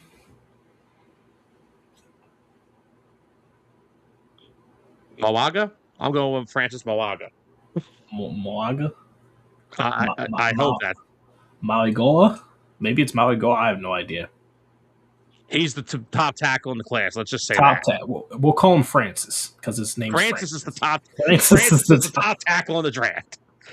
Who do you have as your tackle 2? This is where I'm very interested to hear. Unless you want me to go My first. tackle 2, Gennings Dunker. No, just kidding. I My don't know. tackle Dunker's 2, I'm going to go. I still feel like it could be Freeling, but I think teams may view Fano higher. Spencer Fano. I think Fano is higher because he has more starting experience. Freeling really only has the 1 year, but I Yeah. think Freeling's physical traits are just so special that if you put him on the right team, he could be just such a good tackle, I think. So I Yeah. actually do have Freeling as my tackle too. Fano's right there with him. He's number 3 for me. Oh, yeah. Yeah, Freeling, he's my number 3. From there, I have Blake Miller at 4. Not he's not really a player that's going to have ultimately high physical traits that could develop into like something so out of this world, but he has been a 4-year starter at Clemson, proven yeah, starter, a lot of experience, and like if the Eagles picked him, people would be pissed, but my 4th guy, I'm going the kid that plays opposite of Fano, Lamu. I have Lemieux at 7. I have Max and Iniancher from Arizona State. I definitely did not Okay. pronounce his name right. He's another one like Freeling, raw talent. Mm-hmm. But he's a guy. If you sit him behind someone for a year or two and develop him, I think he could possibly be my tackle 3 or 4 in this draft if he hits on all his physical traits. He just started playing football in 2021, so he's still a very raw prospect, but he's got all So the physical traits. let's talk about a guy who could be a day 1 starter. Caden Proctor. He's my tackle 6. Yeah, of course he is, because you're a crumb. Multi-year starter.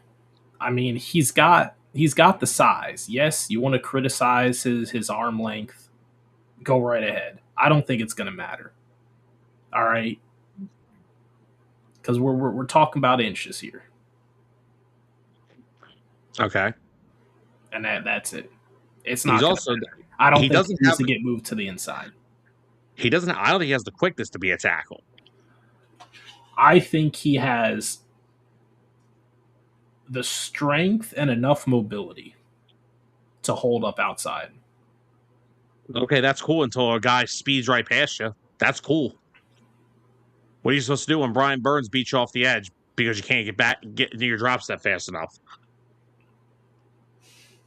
Hey, man, if he plays with elite knowledge, he can hold his own.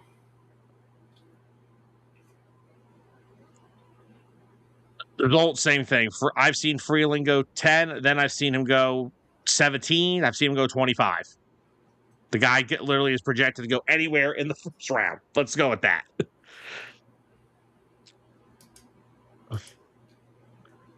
So I think my top 7 are all first round picks.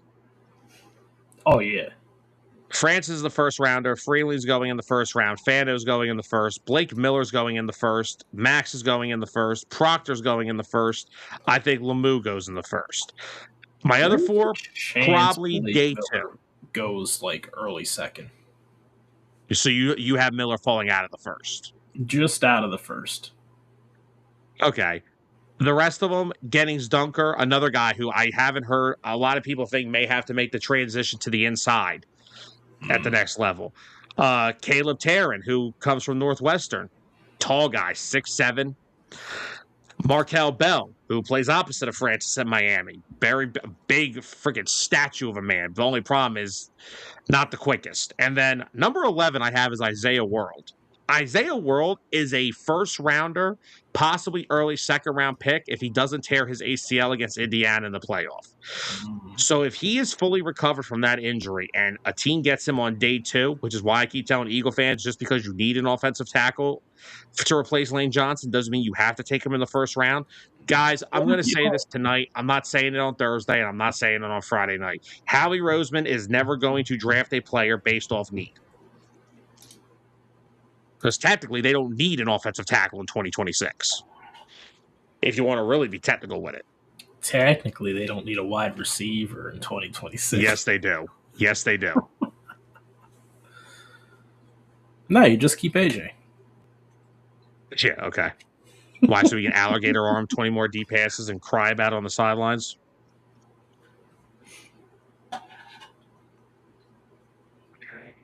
But yeah, so that in my rankings, I have Francis 1, Freeling 2, Fano 3, Blake Miller at 4, Max at 5, Proctor at 6, Lemieux at 7, Gennings Dunker at 8, Caleb Tarrant at 9, Markel Bell at 10, and I have Isaiah World at 11. But I could easily have Isaiah World in my top 7 if he was healthy. All he has to do is, as long as that ACL is recovered, then you're getting a potential starter on day 2, maybe day 3, depending. And now let's move over to the defensive side of the football. Everyone's favorite. Defensive tackle, another spot, not a deep class. Top 5 are easy. Caden McDonald from Ohio State, Caleb Banks from Florida. I know a lot of people like Kristen Miller from Georgia and Peter Woods out of Clemson. They are my 4 and 5. My 3 is Lee Hunter from Texas Tech. Really? Now, Texas Tech gets all the love for their front 7 because David Bailey's going top 5. Romello Height's a really good edge rusher. Jacob Rodriguez makes every play in the book at linebacker. Lee Hunter is the unsung hero of that front 7 this past year, which was a great front 7. He is just constantly making plays into the backfield. And he plays more of like that nose tackle role. He's a bigger guy, but man, he don't move like a nose tackle.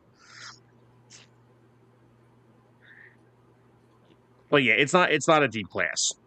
Those 5 and then it's drop off. I mean, really, my only big guys are like the top 3: McDonald, Woods, Banks, maybe Christian Miller in there. He could be interchangeable. He might go before a couple of those other guys. Like, I could see Miller being the second one taken. Yeah, it's not a deep class for interior defensive linemen. It's not, and it kind of falls off too. Oh yeah, after I got to Peter Woods, after that it was a complete drop off. Yeah, maybe Xavier Harris, Ole Miss. Maybe like a round 3 guy. Yeah, it's just not. Now, Caleb Proctor, not Caden, Caleb Proctor is a hidden gem for defensive tackles in this class. So he's one that maybe later on could go and turn into a solid role player. But again, if you need interior defensive line help, probably not your draft. Same thing with off-ball linebacker, too. Not a deep class. Edge rusher, on the other hand. Where do I start? Who you got at number 1? My number 1 edge rusher, David Bailey. Okay, I have Bailey too. I have Bain behind him. Yeah. After I like the kid from Auburn, Falk. Keldrick Falk, yeah. I mean, I'm still high on TJ Parker. I know the sack numbers didn't go this year. I know he went from the 11 2 years ago to only having 5.5. He was coached this year by Tom Allen. I watched Tom Allen in Penn State's defense. It's not a great scheme. I don't think he was using TJ Parker. Probably has the most NFL ready body for an edge rusher, like 6'4", 260.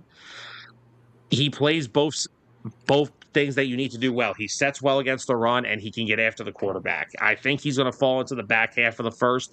I'll tell you now, if the Eagles took TJ Parker at 23, wouldn't be mad. Really? No. Early mock drafts had TJ going top 10. Now, a down year doesn't help that, but again, the whole Clemson team had a down year. Yeah. A very down year. And there's still guys after that. I mean, you have Zion Young from Missouri, R. Mason Thomas from Oklahoma. Every snap looks like he's shot out of a cannon. Don't forget about Denied Dennis Sutton. He'll be in there. He'll be in the mix. Oh, yeah, DDS will be in there. Another guy sets the edge well against the run, gets after the quarterback. Sack numbers could have been better, too, if, they actually called a holding penalty against Oregon at least twice in that game. We watched that game. He would have had Dante Moore 3 times. Oh, yeah. Malachi Lawrence from UCF is another one I really like. Don't forget Ruben Bain's teammate, Akeem Messidor. Yeah. Yeah, Messidor, Number he's one. one. I still think he goes pretty high. I think he goes first round. I think my so here's where I think he goes. Bailey's going top 5. Bain's going top 10. If one more time, I don't care about his arm length. Please stop. The guy's a good football player. Just like Caden Proctor. I could make the case. No, he's not. I watched him play against Indiana. Trust me, no, he's not. I could make the case that Messidor could go before TJ Parker because he had more of an impactful year. I think Parker is still a really good edge rusher. And I like what you said, with Keldrick Folk. I think Cassius Howe from A&M is really good too. But I think Parker has the more NFL-ready body for an edge rusher, as does Messidor. I think Messidor is going to be the third edge off the board. Okay. I think Parker will go with the first, but I think Messidor goes before him.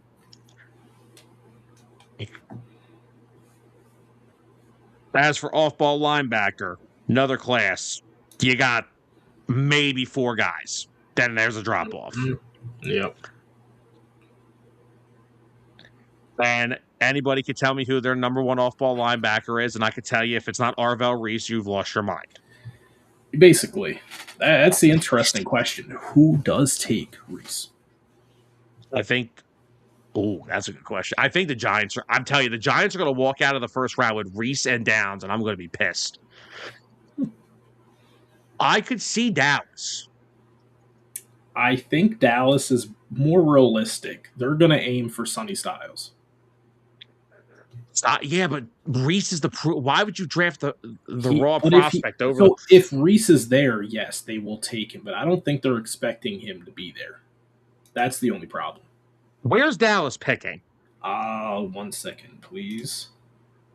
I want to say they pick 12. They pick 12. So yeah, I don't think Reese is not making it to 12. There's no Sonny Styles probably will be there, actually. Now, Arvell Reese is my number 1 linebacker in the draft. He does everything you like. Sonny Styles still has a lot of raw potential that I think a team could tap into. You already know my favorite middle linebacker in this draft is. Oh, I know. Jacob Rodriguez. The guy's a freaking playmaker. He is. I mean, a tackling machine on top of that. 120 tackles, 4 interceptions, 7 forced fumbles, 2 recoveries, 2 defensive touchdowns. What else do I got to say? Nothing. I mean, he's going to be a great player at the next level. Another guy, Anthony Hill out of Texas. Another tackling machine, playmaker, run stopper. CJ Allen from Georgia, another solid option. That's about it, though. Yeah, that's after that. You get to the point where they're just guys. They'll have production, but they're not going to alter the course of your defense. Yeah. Arvell Reese could change a defense overnight. Sonny Styles, I think, could change a defense overnight, depending on where he goes. Jacob Rodriguez. You know where I would like to see Jacob Rodriguez go? Where? Seattle? Cincy. No. Oh, I like that. You pair Demetrius, they took Demetrius Knight last year. He had a solid year, over 100 tackles, 2 interceptions. You go pair Jacob Rodriguez with him, that front 7 gets better. Yeah, it does. So I did 4 linebackers. I did Reese 1. I have Styles 2, just based off of raw production. That I think because I think if a team develops him, he could be as good as Arvell Reese. Yeah, exactly.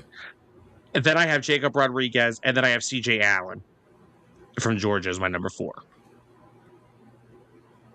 Yeah, I got Reese, Styles, Rodriguez, Hill. Hill would be my 5. I just watched Arvell Reese's tape, and I'm like, am I watching Jahad Campbell again? Like, I feel like I was watching Jahad Campbell's tape from last year. It's just such a smooth, sound linebacker. I'm like, God. All right, now we move on to the secondary. Final two position groups of the night. Cornerback will start in. Mansour Delane is my cornerback one. I don't think there's any doubt that anybody else is better. Not at all. He's going top 10. That's another thing that could make sense for Dallas because they do need corner help. They do. Dallas needs. I feel like saying they need a lot of help is an overstatement, but they definitely do need help in key positions. Only issue is, do you take Delane at 12 or do you take Styles? Whew, that's tough. Oh, no, they're going to take Jacob Rodriguez in the second round, aren't they? Hold on. So. Don't make me hate Jacob. Hold on. Dallas's other picks. They pick 12. They pick 20. They have because they have 2 firsts. Yeah, from the Parsons. Hold on, just give me 1 second. Football gods, if you love me, please do not let Jacob Rodriguez go to the Cowboys. Okay. I don't want to hate Jacob Rodriguez. I love him. He's a great player. You know what? Knowing them, they'll take the kid out of Texas. They'll take Hill. Now, I could see them taking Sonny Styles and then at 20 going Avion Terrell. Oh. Yeah. Which is another pick I would hate because I like Avion Terrell. He's my corner, too, out of Clemson. I can see that. My corner 3 didn't play a down of football this past year. Who's that, McCoy? Yes. Tape is the 2024 tape is just unbelievable. He's going to be another high risk, high reward. Yeah, you don't know how he's going to play coming off of that torn ACL. Yeah, because he tore it in the offseason program and never played this year. But, dude, he was so good in 2024. Could you imagine that Tennessee defense if he was healthy? Oh, yeah. Because they got the other kid, Colton Hood. He's my number 4. Like, they're yeah. 2 corners of my top 4. So now teams are going to be torn. Which one do we take? The one that didn't have the ACL injury or the one that might be more talented? Hoy is just so great in press coverage. You can't get off him. Yeah. And Hood, I'll tell you one thing. If you want a corner that's going to limit you in penalties, Colton Hood gets his head around on the football so well. I would say he's not as good in press coverage as McCoy, but he's so good at getting his head around to the football so he doesn't make a receiver bait him into a bad penalty. Yeah. I honestly think the Cowboys, Terrell's that seems like a Cowboys pick right there. Terrell would be so here's where I'll go. Terrell there. So, all right, clearly Delane's not going to be there in the 20s. No. Delane's going top 15. I'm going to go with the assumption that the Cowboys take Sonny Styles with their first pick. Yeah. If I'm there at 20 and Terrell and McCoy are there, McCoy gives you more upside. Terrell gives you maybe just a slightly little less upside, but a safer pick. He was healthy last year. And he's a good corner. Do not get me wrong. He is my number 2 corner on my board, but he's number 3 if McCoy is healthy.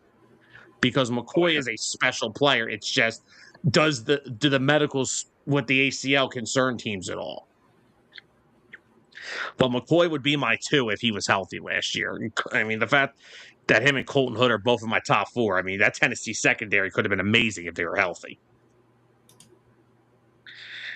And then my last 2 that I have in my board, I got Chris Johnson out of San Diego State. I think he excels more in a zone coverage scheme, just makes plays on the football when he's got his eyes on the quarterback. So I'll take him as my corner 5. And then at number 6, I've got another Hoosier. I have D'Angelo Pons. Only reason I have Pons so low is he's 5'9". I don't see him translating as an outside corner in the NFL. Now, I will say he's made up for his size with his physical play. I will say that, but I don't think a lot of NFL teams are going to view him as a starting outside guy. All the guys ahead of him are taller, outside of corners. But whoever gets him is getting a guy who just plays with a high motor and just plays his butt off. Yeah. Whatever team gets him, if they can translate to slot corner, I mean, he can be great. So it's a solid corner draft. There's some depth there. And then we go to safety. And there's about 2 safeties, and you're out. Now there's 3 safeties. I lied. There's a lot more than Nah, that. there are. I'm not being generous. I mean, we all know number one safety is Caleb Downs. Yes, but I don't think it's by a wide margin. No, it's definitely close. I think Emmanuel McNeil Warren has the upside to be just as good. He does, but teams are still gonna look at Ohio State. Of course, Their no. production at Caleb's still Ohio the State. Caleb is still the best safety Yeah. in the class. I just Yeah. think McNeil Warren is the play style is similar. The obvious tops of the class: Downs, McNeil Warren, Thieneman, Feineman. Thieneman. The interesting ones are Jalen Kilgore and Zakee Wheatley. Yeah, and then you also have AJ Halsey from LSU. You have Kamari Ramsey from USC, and you have Bud Clark from TCU. Yeah. Now, Wheatley is a very good for a team that plays with either the single high or the 2 high safety looks. His slimmer frame would probably cost him being that do it all in the box safety because his ideal, if you think is the key Wheatley, think of Andrew Makuba last year, who the Yeah. Eagles took. If you put him in a high safety role, that's his perfect fit. He's a little too slender for that in the box type role, like McNeil Warren, Caleb Downs, guys like that. So that's where I have Zakee Wheatley. Jalen Kilgore is a guy that I could just plug and play. He's played mostly nickel corner at South Carolina, but I think if you put this guy in the right scheme, that he could play all over the field, and he could Oh, be someone that could be a versatile weapon for teams. Kamari Ramsey's another guy who could play all over the field. He was a very big player for that USC secondary over the past couple of years. So if you're looking for a guy who could play all over, play in that box, he's another guy. Bud Clark and AJ Halsey are more of deep safety playmakers. They don't have the greatest tackling ability, but they can make plays on the football.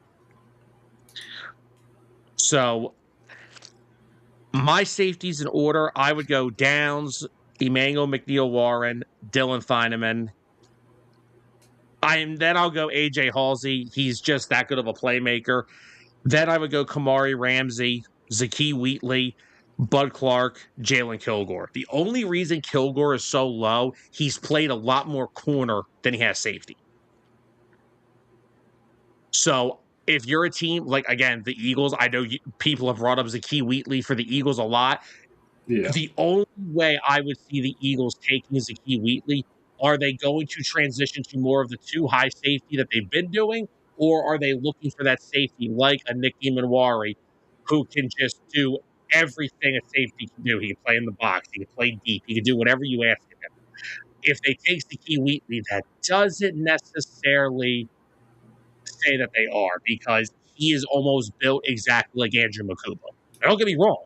He's a great deep safety. I can't tell you how many touchdowns this guy has saved the Penn State from over the past couple years. He can make plays on the football, and he ain't afraid to lay the hit out on you. Don't get me. I'm not trying to say that he can't do it. It's just the frame. I'm not asking him to sit in the box and tackle a running back. I'm high on the safety class. I really like it. I wish the Eagles did too, but I don't think they're going to spend a first round pick on a safety. I still think McNeil Warren's a possibility if he's there. If they don't trade up at all for anybody, they stay put at 23 and he's there, I think they take him. Maybe Dylan Feineman too. I mean, I'm really high on Feineman too. I think, again, I think he could just another guy who could do everything you ask of him. Yeah. But anyway, guys, that's our draft class preview. We got through a lot of stuff tonight. We did. All right, We're not Tyler, going is to there talk anything else about you'd like to? punter. What? We're not going to talk about punter or kicker. I'm glad you said that because I will say this: the Eagles did. They've talked to about 6 kickers in this draft class. Really? I I mean, makes it me doesn't wonder. surprise me fully. They may Well, look to yeah. take one late to have kind of like a little bit of a safety cushion, so to say. Well, yeah. I would need a safety cushion too when Jake Elliott forgot how to make anything over 35 plus yards out. Yeah. How about Trey Smack out of Florida? 10 for 13 from 50 plus. Hey, speaking of which, Brandon Aubrey's now the highest paid kicker in the league. He is. It's at 7 million a year, 4 years I for mean, does 28. does the guy not deserve it? Oh, The he guy's the deserves it. best. The I'll be guy. honest. I thought he was going to crack 10 million a year. I'll be honest. You know what? You know what they did, right? Jerry said, "All right, let's go out to the practice field. Every kick you make from 65 out, I'll pay you an extra million." And Oh, Jerry's like, "Son of a bitch." So, it's going to but make it yeah, from 70 next time. pretty much. So, guys, if this is a draft class where you need offensive line help, plenty of it. There's plenty of defensive talent, some stronger in areas than others. Like there's a lot of edge rusher depth, good safety depth, decent depth at corner. Linebackers, not many. D tackles, not Mm, many. Running backs, one, just one. one. One starter and a couple I of think role player guys. I think Price could be a starter. It's just his only knock is he's playing behind the best guy in the freaking. That's true. So we may not know because we didn't get a chance to see Ricky. But what we did see, he was pretty damn good. It's crazy that the RB2 in this draft class only ran for 675 yards last year. Oh my gosh. It is though. It's It crazy. is. And But it's insane that it's his teammate. That the 1 and 2 best running backs, hands down in this draft class, are teammates. It's insane. it is. And they still didn't make it into the college football playoffs. Don't piss off the Good job, viewers. Notre Dame. Don't piss off the viewers. I'm here for the people. You're here for some people. But all right, guys, we're gonna wrap up tonight. Awesome draft preview show. Just give you guys a little heads up throughout the rest of the week. Tomorrow, our friends over at DA After Dark make their return. George, Zolt, myself, we'll be back over there talking some NFL draft. Hitting home Wednesday, 10 a.m. Dustin and I will be going all around the world of baseball for you guys once again. And then, guys, Thursday night, the fun begins. The 609 Sports Talk Radio draft shows are back. We'll be live for the entire first round on Thursday night, and we'll be live for day 2 on Friday night. So come out with us. Come join the comments. Come talk with us. We'll be giving our live reactions to every pick for the first 2 days of the draft. Well, almost every pick. Not sure how much of day 2 we'll call a day at that point, because if Howie Roseman trades one of those third rounders, I'm going to be mad. But guys, we're going to call it a night. Thank you, everybody, for tuning in tonight. We greatly appreciate it. Hold on real quick. Before we leave, George has a question. But are the running backs that good due to the system? George, there's only one way to find out. Because Yep, we got might have just. I think now Love's going to translate to the NFL easily. Yes. Price is going to be the one to see was he just because of the system. And I think Price's best fits as a rotational back. Yeah.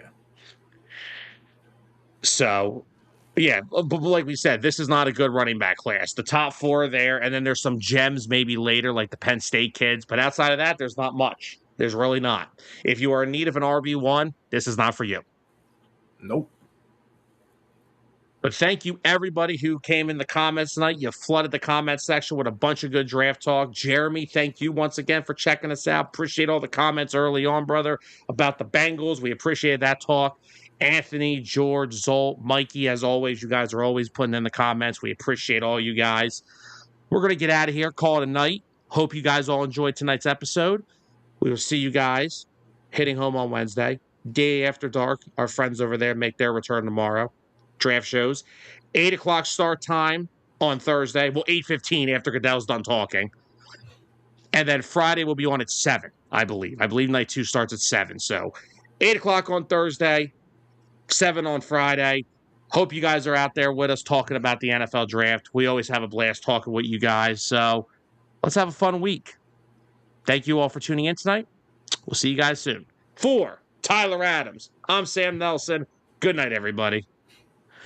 Oh, and Patriot fans, shut up about A.J. Brown already. The following has been a presentation of 609 Sports Talk Radio.